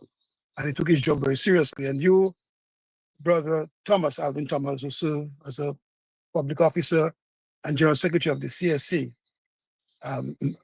well, it was called in those days. And the many persons who are listening on the various platforms, and of course on those on queue, I think 46 years ago is an important aspect that we as a people must remember, must record, and must, of course, appreciate in some ways because it opened our eyes. I know what it did for us during Dominica is that government come to realize they cannot take the people for granted. And in a democracy, participatory democracy means that the government do not have all the ideas, and not because you're a minister or you're a prime minister or a senator, you're brighter than anybody else in the country. It happens to be that you are the member of parliament or you're a minister or senator, doesn't tell you that you have all the ideas that nobody else have. And that is why it is always important to listen to the people, because the people who elect you, you are their servant and they are your master, so to speak. So if you look at from PJ's days and what happened with PJ and his removal of government and the OJ coming in with his government, followed by Miss Charles and her government, and then Edison James and his government, Rosie Douglas and his government, Pierre Charles and his government. It tells you that people recognize that government should not feel that they should do as they please, how they want, and have no regard for the people, and so on. So that was an opportunity to take stock of our democracy and to respect ourselves as a people, that together we can build, and we have to build a nation for ourselves together. And therefore, we have to create prosperity, we have to create opportunities for people. And in 79, I was a boy. I was in my teens, but I followed this thing very closely. And even on radio today, I said when Mike Douglas said at the Goodwill Parish Hall, the step of the Goodwill of the church there, when he said that Patrick John is saying that it's the people of Roseau, the bourgeois of Roseau, who want his government to fall and trying to forward his government. And Mike said, I want you to come next time when we're meeting here with your placards and your banners depicting the community you come from, so it will show the world that the whole of Dominica want the Labour Party to go. And when they go, we must not even allow them to fall on our beaches so they can grow again. So we must throw them far away and so forth. So I say this to say that it was not a Freedom Party per se activity. It was the people of Dominica, and 79 did not just happen on the 29th of May. It's a combination of many, many issues that, people were gathering and people were losing confidence in the government on. And I mentioned that it started with DBS, with the Papa D issue, and it was Daniel Cordera, is the name there.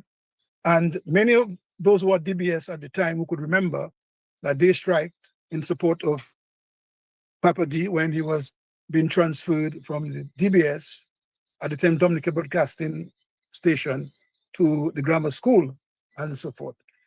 It so happened that in 79, it took root where people felt enough was enough and so on.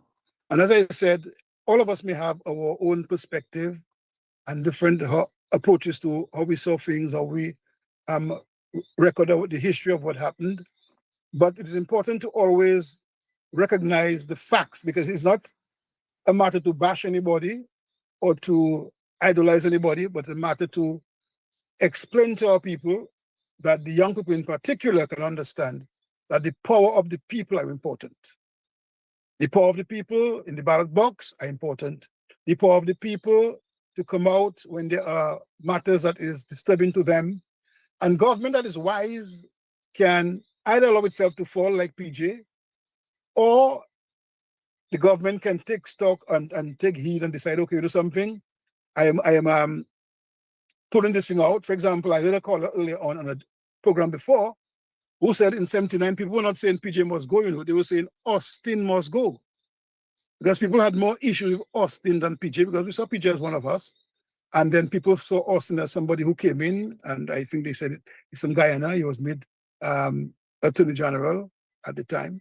And they felt he had the power of influence over Patrick and so forth. And therefore they felt if Patrick had just withdrawn the bill in Parliament, then because Patrick, no doubt, was one of the most popular prime minister and political leaders of the country in the 70s. And in that case, Dominicans had a total beef with Patrick. They only had beef with the fact that the 40 has been dominated by Austin and so forth. And people were saying Austin must go rather than saying PJ must go. But it boiled down to the fact that when people felt that the government was not listening, it was not taking heed, then people decide the whole cabinet must go and so forth. And luckily, I remember there was a history given by, I don't know if it's PJ what said, that Oliver Serafin conveniently said he was sick because he was being spoken to before, and he conveniently said that he was sick and didn't show up for Parliament that day.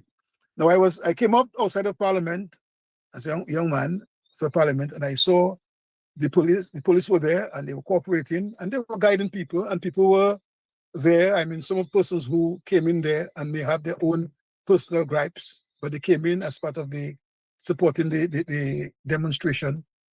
And then is when the defense force came out, then the fireworks started there, and people started to run for their life, and then stones started, being pelted around the place and so forth. But it was a good experience in the sense that it taught us a lesson that as a people, when we elect a government, the government is not there by a coup. It was there by the people's vote, and therefore it must have respect and appreciate the people and listen to the people and work with the people and so on. I mean, as a government, you will have what you have to do, but it's always important to seek advice so you can create that level of unity between government and opposition. And I said on the radio today that all the prime ministers I know of call opposition members. I remember PJ called Charles Savrin as General Secretary of the CSA to meetings. They were part of the negotiating team with the government. Then when Roosy became prime minister, there was an issue with the banana industry, and Roosy called the opposition leader at the time, and he called that was Mr. James and Mr. Savrin, leader of the Freedom Party, although Savrin was then a minister in the coalition government, and they discussed an approach to the banana industry, its survival. So prime ministers and government and cabinet have always related to persons who may have a different view. These things changed when Mr. Skerrit became prime minister. He felt as if, well, he's the boss around, and nobody else have any other idea beside him, and maybe his cabinet and so forth. And therefore, this is the thing I say we did not learn or we experienced in 79, but lose that kind of approach in 2004, 2005, when Mr. Skerrit became prime minister. And I think it is something that we should not be ashamed of discussing our history. We should not be ashamed of educating ourselves and our people about our past as a people, because that's how you build sound nation. That's how you build people who are united, who are forceful. And mark you, in those days, in the 70s, you had a number of organizations in Dominica, from the National Youth Council, women group, namely the political parties, the farmers group, the farmers union, and all of those things, plus the unions, the civil service, the waterfront, and all of those unions. And people were very active. They never really did not play their part. Compared to what we're seeing today, that people feel is only a handful of us that must stop. In those days, government had all this people, and most of those persons who were in all of those groups never really supported a party in government or such. They speak their mind, they make recommendations, they make suggestions, but they were forceful. We have lost that over the last couple of years, and I think that is something we need to reestablish in the All country. right. Thank you very much, Mr. Boston. Thank you very much. Pleasure, yes. Yeah, thank you very much. So folks, let me just recognize, as we said, Civic Vibes is carrying this live on their platform, tdnradio.net, Q95, Push Past 10, MO News, DNO. These are the various platforms on which this discussion is being carried live, and we want, on behalf of the ERC, to say thank you. Afi, I recognize you. Afi, you want to come in? Unmute. Unmute. You're muted. You're still on mute. Try to unmute.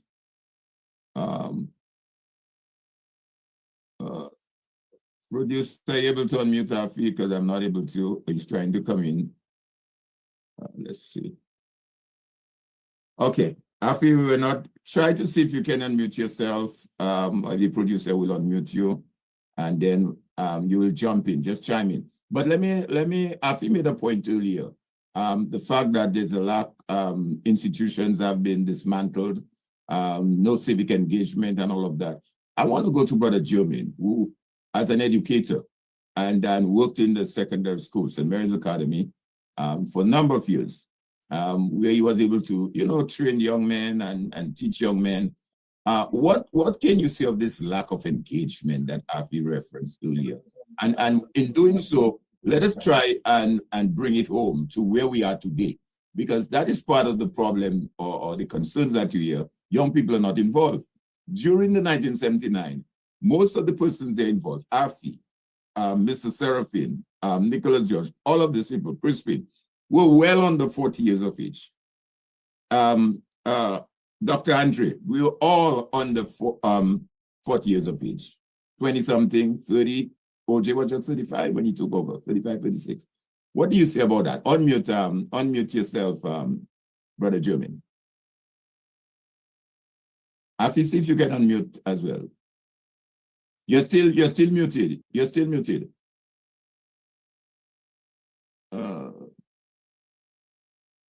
Yeah. Okay. While I'm trying to get you unmuted in the interest of time, Irvin, you want to jump in there? Dr. Andre, if you can unmute yourself, based on the question I just posed to Brother Jermaine. Okay, can you hear me? Yes, I'm hearing you. Okay, good. Well, bear in mind the 70s was a very dynamic period. You had various ideological currents basically taking root within the region. You had a sensitization process. You had the genesis of the Black Power movement, the Rastafarian culture coming in from Dominican students who studied in Jamaica. And you had this political and union militancy. You had study groups being formed. Granby had at least 8 different groups.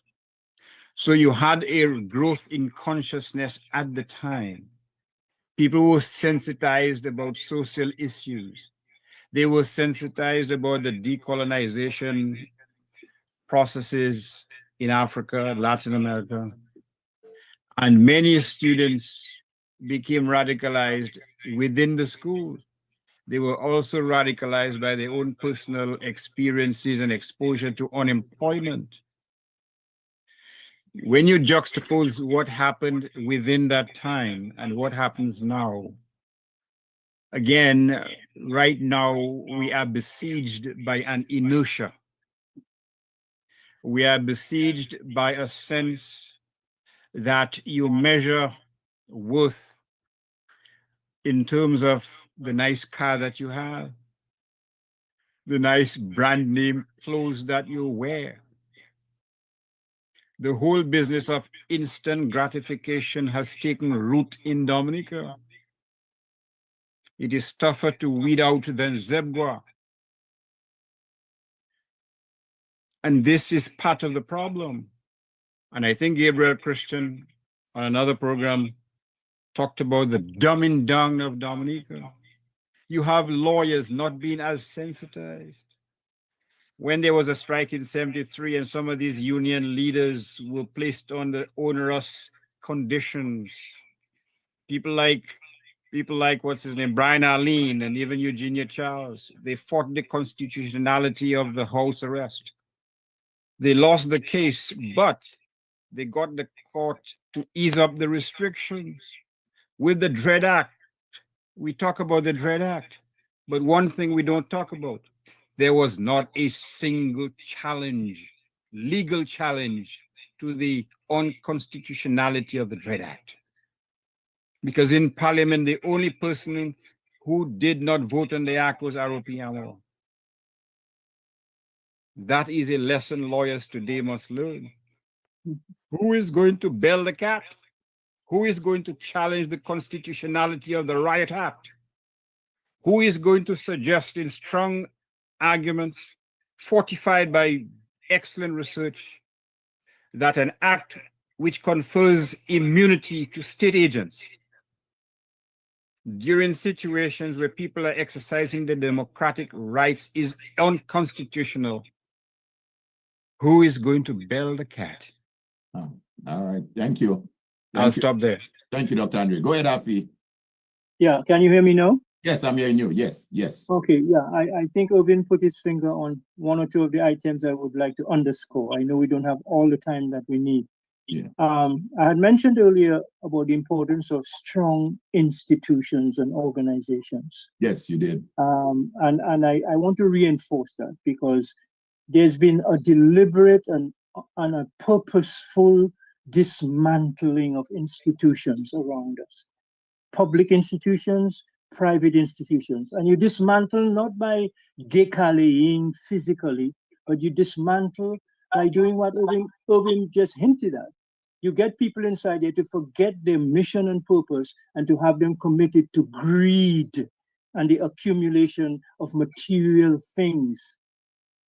And that way you dismantle the institution. You still keep people in place, but they are no longer committed to the purposes and objectives of the organization. And so they become moot.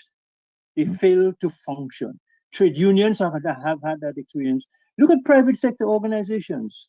The Dominica Association of Industry and Commerce, the Dominica Employees Federation, the Hotel and Tourism Association, all these private institutions, even civil society institutions and organizations, women's organizations, even down to the Boy Scouts, have been seen as institutions that if they fail to declare loyalty, unadulterated loyalty to the leadership of the country, they will be dismantled, and they can be dismantled by simply denying them access to resources to which they are entitled.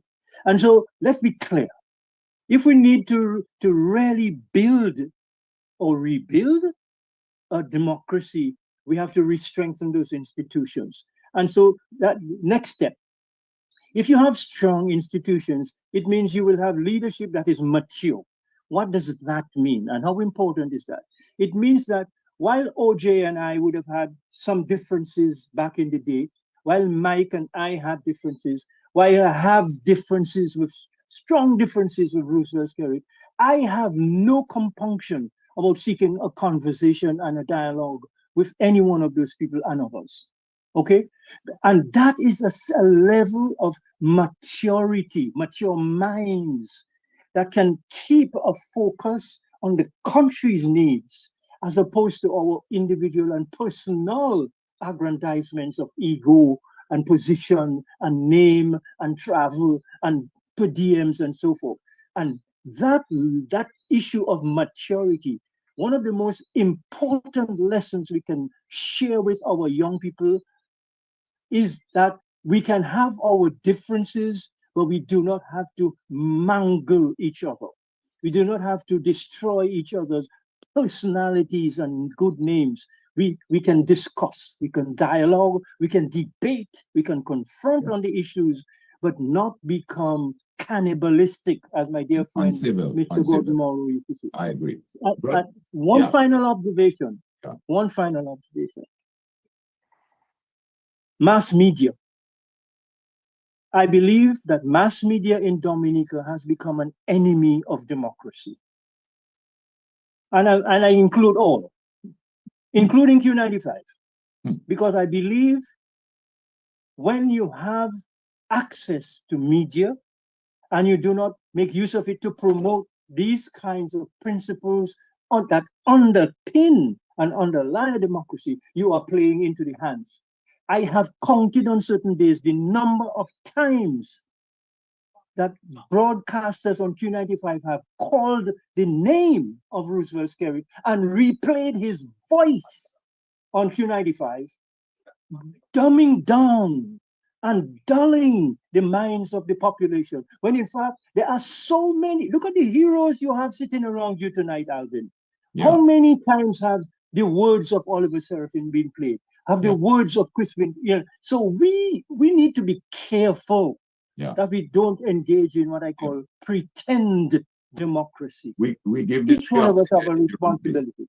Yes, we give the oxygen to the wrong. Yeah, we allow the oxygen to go in the wrong avenue. You're absolutely right. Brother Jermaine, can you unmute now and just make your comments if you're able to? Brother Jermaine, I saw a while ago you unmuted. You seem to have done it pretty well. Can you do that? Try, yes. Yeah, go ahead now. Yes, Okay, I don't think I can add anything more to what Afi and Dr. Andre have said. They have covered everything so beautifully. I go along with all that they have said. Okay, thank you. So here's what we're going to do now. We're coming down to the end. I don't want to keep you here much longer. I think the discussion is very, very engaging. And I think we need to have more of that on the note that Afi just ended as the role of media. We need to have those conversations more often and others. So what I'm going to do now, I'm going to go around and I'm going to start with Crispin, and I need a 1-minute closing. And in that 1-minute closing comment, I want you to say, again, is it a millstone or a milestone? And where do we go from here? We are now in 2025. In 1 minute, where do you see us go from here? And it possibly could be more engagement. And keep in mind the young people when we are doing that. How do we get them more engaged? Keep in mind what Afi said about the institutions. So if you can just do that one minute, I'll start with you, Crispin. Go ahead.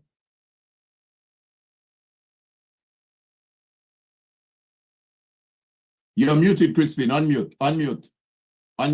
Yeah. Good now. We have arrived at what I call a fork in the road, because we're seeing elements of what happened in 79 happening, and that is the most frightening part.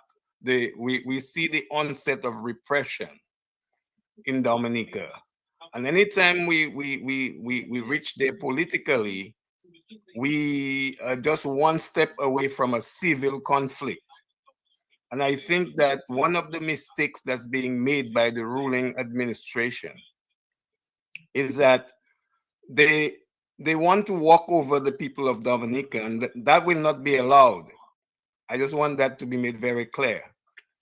The ruling party must understand that it is one of the political parties in the country.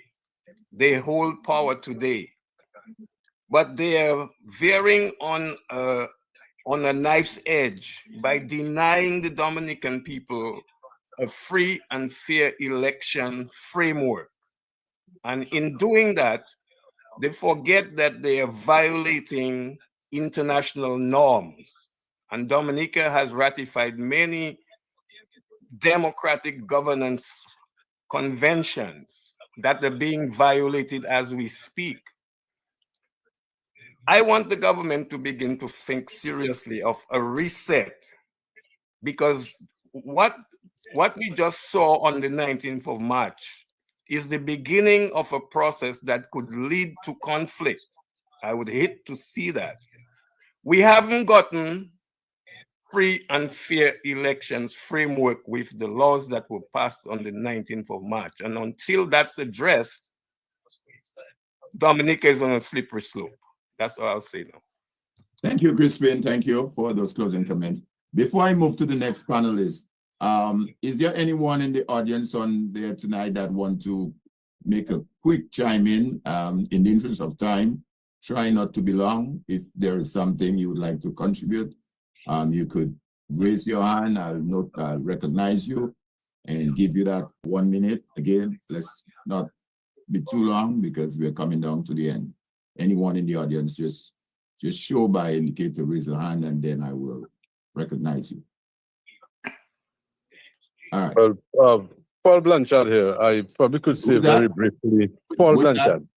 Paul Blanchard. Okay, go ahead, Paul. Yes. Yeah, I probably could say very briefly that the May 79 brings a lot of memories to me because I was at the time a member of the Dominica youth arm of the Labour Party, and I remember that most of the people at the meeting were very quiet. Didn't want to tell Patrick that what you're going to do might cause problems.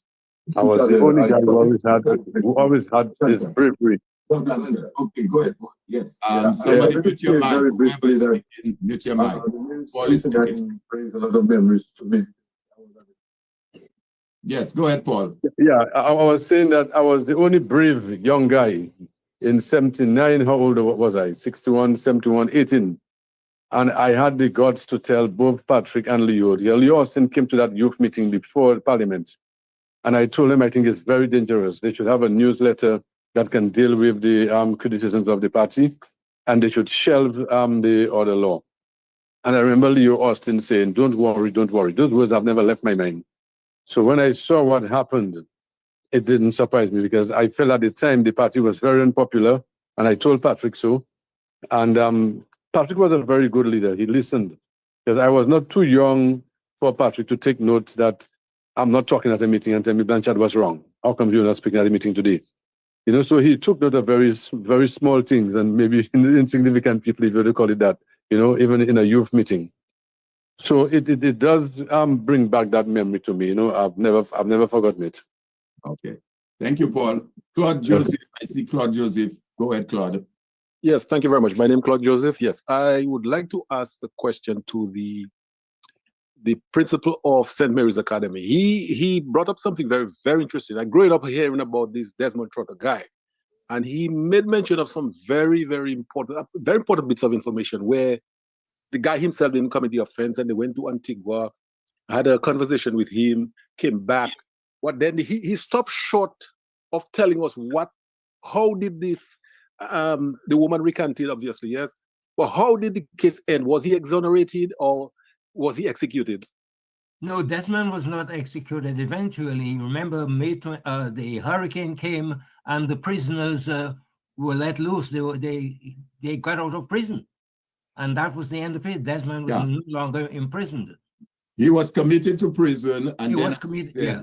In August of 79, Hurricane David, when the everywhere mash up from the hurricane. Even the prison was one of those places, institution, and prisoners escape, and that's how Desmond Trotter escaped. That was the end of it. And that was the end of it. Desmond Trotter disappeared up to today. He left. But that again is another history we have to at some point on Park. I see another hand raised there. Is it Block? Identify yourself, please. Yes, I'm Ellison Fabian. Good evening. Okay, go ahead. What I recognize with 1979 and today is that Atherton Martin and Bernard Wiltshire, these were young people taking the mantle of leadership. Compared to today. Today, we don't have young people involved. And what also suspect with what happened back then, it was the people's fight and not a party fight. Today, what I'm seeing, we have in parties fight and not people's fight. Absolutely. So there's always a big difference when that happens. When a party have an agenda and the people have an agenda. So the people uprise and the party follow, but not the party leading the people. Absolutely. Great observation. Great observation, sir. Bernard, iPhone. Again, be brief because we don't have much more time left. Go ahead, Bernard. Yes, good evening to everyone. My name is Bernard Aline. I'm one of two sons of ex-minister of the Freedom Party, Brian Aline. And my observation tonight would be this, that, you know, as I grew up as a teenager and my father became involved in politics. Please mute your mic if you're not speaking. Please mute your mic, Silma. Mute your mic. Go ahead. I'm sorry. Go ahead, Bernard. And I worked with cable and wireless for a number of years. I was exposed to persons such as Vic Rivera, O.J. Serafin himself, who I hope remembers having short interactions with myself as I did repairs on his telephones, and we could sit and chat as a young man and him as ex-prime minister. And a number of other politicians, Mr. Douglas, Mike Douglas, and so on. The interactions that took place then were, between adversaries, but there was a certain civility, there was a certain humility. If we look at from the leadership of Edward Oliver Leblanc right through, all the way through to Rosie Douglas and Pierre Charles, all these prime ministers were very simple and humble people who never lived in extreme opulence. Eugenia Charles, when she began as prime minister, used to drive herself to work in a little Mazda 323 until she was forced, because of circumstances, to take on a driver and a bodyguard. But she probably had a bodyguard, 2 bodyguards, maybe 3, but not that many. Now we have a gentleman who says that he runs things, and I understand that he has a contingent of about 50 officers at his disposal. When we look at the types of homes that he's building and has built, we can understand the type of opulence that this gentleman is living in, while Dominicans struggle. And so I raise this point to say, in light of what happened in 1979, which sort of, is candlelight compared to sunshine, with what's happening today. How long will Dominicans sit by and take this without something similar to 79 taking place in order to change things? That, I think, is a danger, and we need to recognize that the leadership that we have today is way, way, way out of whack.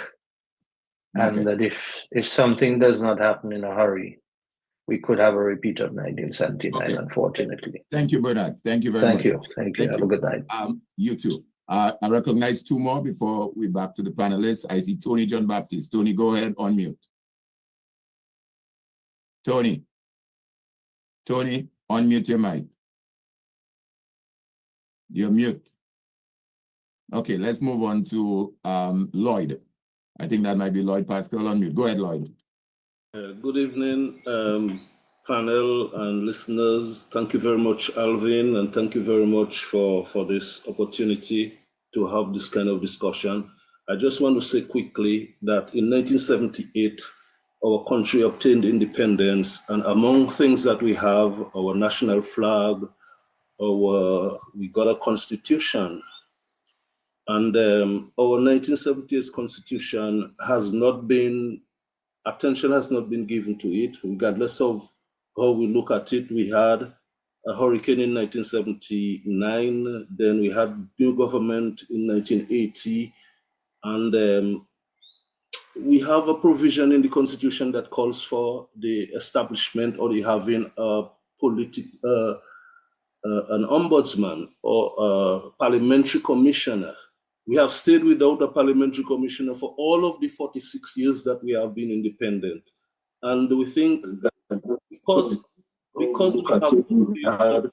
Please mute your mic. I'm sorry, Lloyd. Yes, thank you. Go ahead, Lloyd. Yeah, I was just saying quickly to close that since we have not paid enough attention to that part of our sovereignty, which is our constitution, we are trying to look for all kinds of other ways, but the constitution is the most powerful thing that we have, and we need to not just amend our constitution, because We talk about so many amendments in the American Constitution. We don't have any in Dominica's Constitution. We need a new constitution where the people of Dominica must participate. And unless I mean, this is what we need to come out of this meeting there. We need to find a new Committee of National Salvation, a new organization of national unity that will set itself to set up a new constitution for Dominica. Thank you. Thank you very much, Lloyd Pascal. Yes, thank you for your contribution as someone who played your part during that May 29th period. You were part of that Committee for National Salvation and all of that. Yeah, played a significant role. Tony, go ahead, Tony John Baptist. And just a quick question. I mean, an amazing and very informative presentation tonight. And I just want to say thank you to all of our leaders who are providing this historical context for us. Now, a very famous in Canada activist said, almost everything will work again if you unplug it for a few minutes, including you. The question is, what can we do collectively to unplug the young people from this sort of groupthink mentality that has been they have been inoculated with? Okay. All right. Thanks for that comment, observation, Tony. Like I said earlier, I think that's just the start of having some more conversation of that nature. 2028, which is just right around the corner, will be 50 years as a nation, 50 years, half a century. And maybe it's not too early for us to begin to say, well, what is it and how we'd like to see our young nation at 50. I think I recognize one more I'll take before one more, and that was Pyro. Pyro, I saw you there. Are you still with us? Pyro, go ahead, unmute. That's the last one. Go ahead. Good evening. Yes, good evening. Hello to everyone. Sorry, I write on the route, so. Go ahead, just be brief. Yeah, go ahead. Yeah, I've been listening, and as one of the younger persons, we came out and we did some contribution towards the movement. And I feel the communication with the younger people like myself and even younger than myself, is what is lacking. I don't think there is I don't think that young people do not want to participate, but the lack of communication, the lack of being reached out to, because if you look at the youth, the expression is a problem. You know, people trying to find themselves, people trying to find how to express themselves. So, like for people that are already more established and more understand the expression should reach out. Please mute your mic if you're not contributing. Please respect the person speaking. Not young people do not want to participate, but the lack of communication, the lack of I think there should be an effort made to reach out. There should be an effort to reach out to the young people. Absolutely. Eventually, people do want to participate. From what I've seen, my experience on the ground and speaking to the youth and so on, going around, people do want to participate. So I think there should be an effort made to reach out to them. And sometimes people might just look at it as, well, the young people that supporting just want to see who. But when you really look at it, it's only a small crowd of people that truly see who is in. Right. But the majority of the youth, they catching hells. Yeah. And they put their way out. So thank you very much, Pyro, for that contribution. As a young person there with us this evening, I really want to commend you. And I want to go on record as well to commend you and your other young guys like Buju and Flacco and Tula and the other young men who religiously, these young men every Monday night, religiously, rain or shine, they have a conversation discussing the issues that affect us as a country. They talk about the Constitution. They talk about the rule of law. They talk about the economy. And Pyro, I really, really want to commend you as a young man. And that is what we need. And I communicate with Pyro on a regular basis. We communicate with each other, you know, and he is absolutely correct. the question that young people are not engaged or don't want to engage is because we have not. Those of us who have been there have not been able to come across to them and talk to them on their turf, if one might put it this way. So Pyro, thank you again. Thank you for showing up. And let's support young persons like Pyro. As he says, he's on the ground. He's a young man. He sees what's going on. So hear it from him. Don't take it from me. Hear it from Pyro. All right. So let's move on to Nicholas. Nicholas, can you give your 1 minute closing, please? And where do you see us go from here? Yeah, thank you, Mr. Thomas. I'll keep to the point that our political system needs to change. And Mr. Lloyd Pascal talked about the ombudsman. It's a good way, it's a good start, the constitution to be looked at. And that is very serious, it's needed. What we really need, what is lacking, and even in the laws just passed, the electoral reform laws that just passed, it is not the law itself, it's the lack of checks and balances in the law. All right, I'm an advocate for administrative or criminal law that penalizes the actions of politicians and administrators in the public service. The police force, fortunately, has the regulations and its law that discipline police officers. But please mute your mic. This is Feeling Frederick. Mute your mic, please. Thank you. Go ahead. But politicians are allowed to do whatever they think is in their will, whatever it is they want to do, and they fail and will not account for their actions. And there is no law, administrative or criminal, that forces them to account. Permanent secretaries deprive young people of their right when they have arrived at the age where they should be promoted. The same thing happens in the police force, and they're deprived. The Police Service Commission, the Integrity in Public Office Commission, the Electoral Commission itself allows a prime minister to say, I have the right under the Constitution to call an election, and I will supervise that election even if I know I am not ready. And there is no sanction for that kind of a responsibility.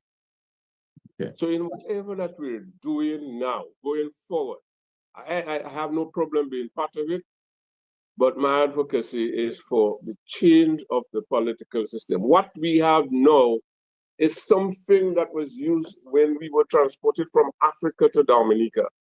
We were suppressed. It was handed over to us and we have not looked at it. So we are still white people, white men in black skins in Dominica. That's how we rule and we need to change it. Okay, thank you very much for your closing comment, Mr. Nicholas. Let me just say though that the requirement of the ombudsman is in the Constitution. We have just not implemented it. And most times too, while I agree with some of what you said, it's not necessarily the law, but the implementation of the law. You can have the law, but if the law is not being implemented, the Constitution provides for the ombudsman, but we are just not finding it necessary to do it. Let's hear from Brother Jumin. Brother Jumin, can you chime in with your 1 minute closing comment? Brother Jumin, unmute. Brother Jumin, are you with us? Unmute. Okay, while we wait on Brother Jumin, let's move to Dr. Andre. Dr. Andre, your 1 minute closing comment. Well, let me say that I congratulate all the panelists and the callers for their excellent contributions to this discourse this evening. What should we do going forward? Dominica, I'm not calling for a reset of the government. I'm calling for the Dominican people to reset themselves. The fact of the matter is, and while I appreciate the contribution of Lloyd Pascal, my good friend, in terms of the ombudsman as provided for in the Constitution, there are checks and balances in the Constitution. There are checks and balances. The Attorney General should be Attorney General for the people. The DPP should be acting independently of the government. There should be an independent electoral commission. There should be an independent Auditor General. but they're not independent. They've been neutralized and they've been castrated in terms of their neutrality. What we need is good people to stand up. Evil thrives when good people remain comatose and remain buried in their silence. Let us wake up Rip Van Winkle and give it life in an independent Dominica. I thank you. Thank you very much, Dr. Andre. We'll move on to Johnson Boston. 1 minute closing comment, please. Mr. Boston, unmute. Mr. Boston. Yes, Alvin. Yes, 1 minute closing comment, please. Yeah, well, quickly, I just want to say how much I appreciate tonight and the members of the panel and those who are on the various platforms listening and contributing. I think these are the things we have to do, that we could educate ourselves and our young people going forward. Because you want to have a country where everybody feel equal and they have a right to participate, to get involved, and to make a difference and so on. So I just want to wish us well and say I feel good about tonight, and I think it should continue as we go forward. Thank you so much.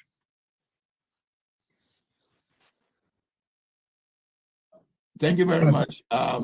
Thank you very much, Mr. Boston. Brother Jomin, are you still with us? Can you hear me? Brother Jomin, are you still there with us? Okay, let's move on to Afi. Afi, a 1 minute closing comment, please. And then I'll take Mr. Seraphim. Go ahead, Afi. Can you hear me? Yes, I can. Yes, I can. Okay, just a couple quick bullets. Number one, I agree.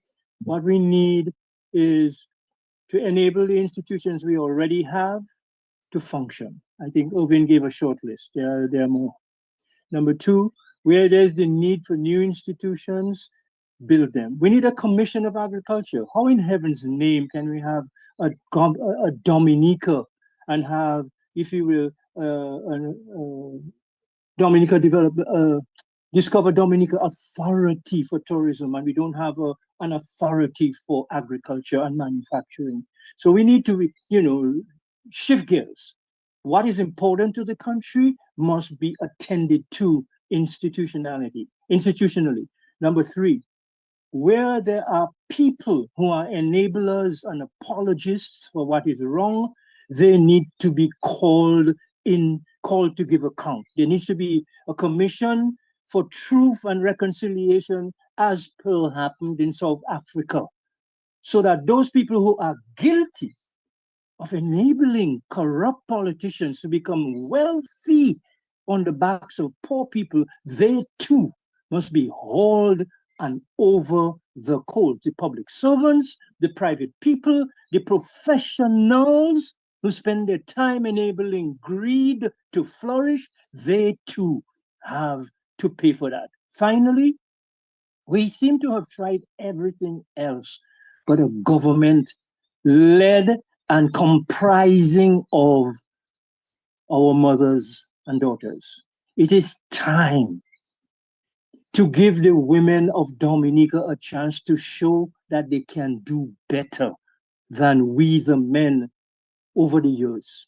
It is time to enable them to be not just secretaries, messengers, assistants. It is time to allow them to rise to the surface and flourish. And finally, it is time to get back on the ground. Stop agonizing over what's wrong. Organize for what is right. Thank you. Thank you, Afi. Brother Jimin, are you with us now? I just saw you a few minutes ago. Can you unmute to give your 1 minute closing comment, Brother Jimin? Brother Jimin? All right, we seem to be, he might be having some technical issues. All right, guys, it is now left for me to bring, I would say the man of the hour, our former Prime Minister, Mr. Oliver J. Seraphim, to give his closing comment. And as we move forward, where do we go from here? Go ahead, Mr. Seraphim. First of all, let me compliment you for a job well done. Thank you. Coordinated this meeting of minds very, very well. And, you know, we need more of you doing more of that. Thank you. Thank you. My reflection on everything I've been said so far seems to indicate a very interesting aspect. Every one of the panelists, and even the callers, Blanchard and others who I know very well, I was the coordinator of the youth arm of the Labour Party, and you had Simeon Joseph and so forth, and Blanchard. These were two potentially very positive persons who could have emerged into the national leadership of our country. For whatever reason, they didn't make it to that level yet. I'm saying that if our youth in those days could have emerged and contributed. I was just 25 years old when I became the treasurer of the Labour Party. And Afi was in his late 20s, and so were you, very young. Everybody else, Lloyd Pascal and all of that, where is the youth of Dominica today? And I think the reason why we do not hear from them is because they don't know us, what we have achieved, what we sought to achieve, etc. I am astonished by the number of good feedback I get in Dominica and abroad with mature Dominicans. But if I were to give a figure, I would say anywhere between 35 and below. Maybe 90% of those persons don't know of me or Patrick or Edison James or even for that matter, some don't even know who Libla is. And I'm talking about the school system. The educational school system is lacking in that regard. The young people do not know their leaders. And if you have a faulty foundation, obviously what happens? The house is shaking. And so I reflect upon my time in government, and for which I was motivated by E.O. Libla, who there were two things that Libla said and was doing that attracted me to him and caused me to become energized as a politician, a young politician of the day, of those days, was because he spoke about land reform, the need for land ownership. And he talked about the Beach Ordinance Act and the rights of the beaches of Dominica, etc. I do not know if people realize that the lands of Dominica are being sold out to different owners of different descriptions that are not Dominican. Are we aware that we need to engage the young people to understand the need to protect their country? Not about the politics now. I'm talking about ensuring that we know where the land boundaries are. In my time, I remember that we had a land reform program. Afi had his moment in time with Castle Bruce, and others had their time in Grand Bay.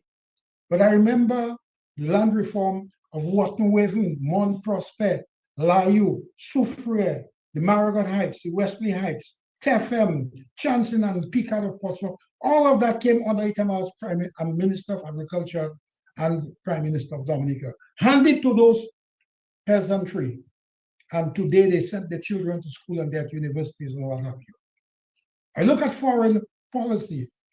The Venezuelan arrangement that was established in my time, Corporation of Venezuela, by the president sending a jet to pick me up, and we had a signature of cooperation with Venezuela, that our relationship with Cuba and the education program of Cuba that gave us all these doctors and engineers and the other kind. Our relationship with Sahara, Africa, and of Morocco. So in other words, what I'm saying is, we need to understand that for us to run a country, to make it successful, we need to look at what is being left out. We look at also Anchorage, Cicero, Hummingbird in Simsey, Floral Gardens, Evergreen, Cheophilia, Layu Valley, Roseau Valley, Exotica, all left out of the CBI program. And so what I'm saying here is, we need to reflect. It's not a question about bashing any minister or prime minister or any such thing. It doesn't make sense to do that. What we need to do is to engage. And where do we begin? Where are the young people? And how do we speak to them? Absolutely. Absolutely. Thank you very much, Mr. Serafin, for those strong closing remarks. Very powerful and fully endorsed. It is now Before I call on Paula Celestine, a member of the ERC, to say thank you, then I will bring the entire proceeding to a close. I just want to advise that the ERC, as you heard, most of you I'm sure have heard already, that the chairman of CARICOM, Mayor Motley, will be appearing at an upcoming event of the Labour Party in what is considered a partisan politics activity. She's the chairman of CARICOM. The current chairman of CARICOM is engaging in a partisan political activity as chairman of CARICOM. That is her role there now. She's prime minister, but she has a much higher role as chairman of CARICOM. So she's not coming here as prime minister of Barbados, because as chairman of CARICOM, it supersedes her role as prime minister. So she's coming here as chairman of CARICOM to engage in political activities. And these are the kind of things we have to speak to. As Mr. Serafin rightly said, it's not a question of bashing anybody. It is wrong. It is wrong. When Eugenia Charles, as chairman of the OECS, was invited a couple years ago to go to St. Vincent to address her sister party in St. Vincent, she told Michelle quite bluntly, Michelle, I cannot do it. Somebody else has to go because I'm chairman of the OECS. But now we have the chairman of CARICOM coming to Dominica to engage in a political activity. These are the kind of things we have to speak about. So the ERC has written to her as chairman of CARICOM and asked for some explanation. And they'll also be issuing a press release. And we have to continue staying engaged. I will now call on Paula Celestine as ERC to say a few brief thank you notes, and then I will bring the entire proceeding to a close. Paula. Good evening, Mr. Thomas. Good evening to everybody. Good evening. Yeah. Thank you, everyone, for attending and participating in this historic political event. This forum allows us to compare politicians as well as voters' behavior within that 4 to 6 year time period. It is also an opportunity to develop new strategies to combat the current situation. I urge everyone to be vigilant and continue our efforts in doing the things that will improve the lives of all Dominicans without having to resort to extreme measures as experienced in 1979. Thank you again for your continued support. Thank you very much, Paula. Thank you. Thank you very much. It is now left for me as moderator of this discussion. As we come to the close of this evening's rich and moving discussion, I want to thank each and every one of you for your presence and participation, and in particular the panelists. And of course, our former Prime Minister, Mr. O.J. Serafin, Crispin Gregoire, Dr. Irvin Andre. I want to say we need more such forums in the future and quicker span too. I'm sorry? We need more such forums in the future. Yes, certainly. And Nicholas George, Johnson Boston, Brother Egbert Jermaine, Afi Mate. In a special way, I'd like to say a big thank you to each of our panelists for their invaluable historic perspective, their advice and suggestion as we move forward as a young nation, soon to be observing our 50th year of independence. Our panelists has reminded us that history is not just about the past. It's about how we shape the future. May 29, 1979 was a defining moment, not because it ended something, but because it began something, a new chapter in Dominica's people's pursuit of freedom, justice, and democratic accountability. And yet, as we have heard tonight, the challenge we face today, issues of electoral integrity, political polarization, governance, transparency, echo the very concerns that drove citizens into the street 46 years ago. So the question remains, have we truly learned the lessons of May 29? Let us not allow this anniversary to become mere ceremony or sentimental recollection. Let it be a rallying cry for vigilance, for reform, and for renewed national unity. On behalf of the Electoral Coalition, I extend heartfelt thanks to our panelists for the insight, to our audience, and those of you who contributed for your thoughtful engagement, and to all who continue to work the work of defending democracy in our beloved Dominica. May we walk forward together with clarity of purpose, courage of conviction, and confidence in the power of the people. Thank you, and have a good night. Good night, Alvin, and good night all. Good night, Afi. Good night. Good night, everyone. Good night, everyone. Yeah, good night. everyone. Yeah. Thank you, Mr. Thomas, once again. Oh, you're most welcome. Okay.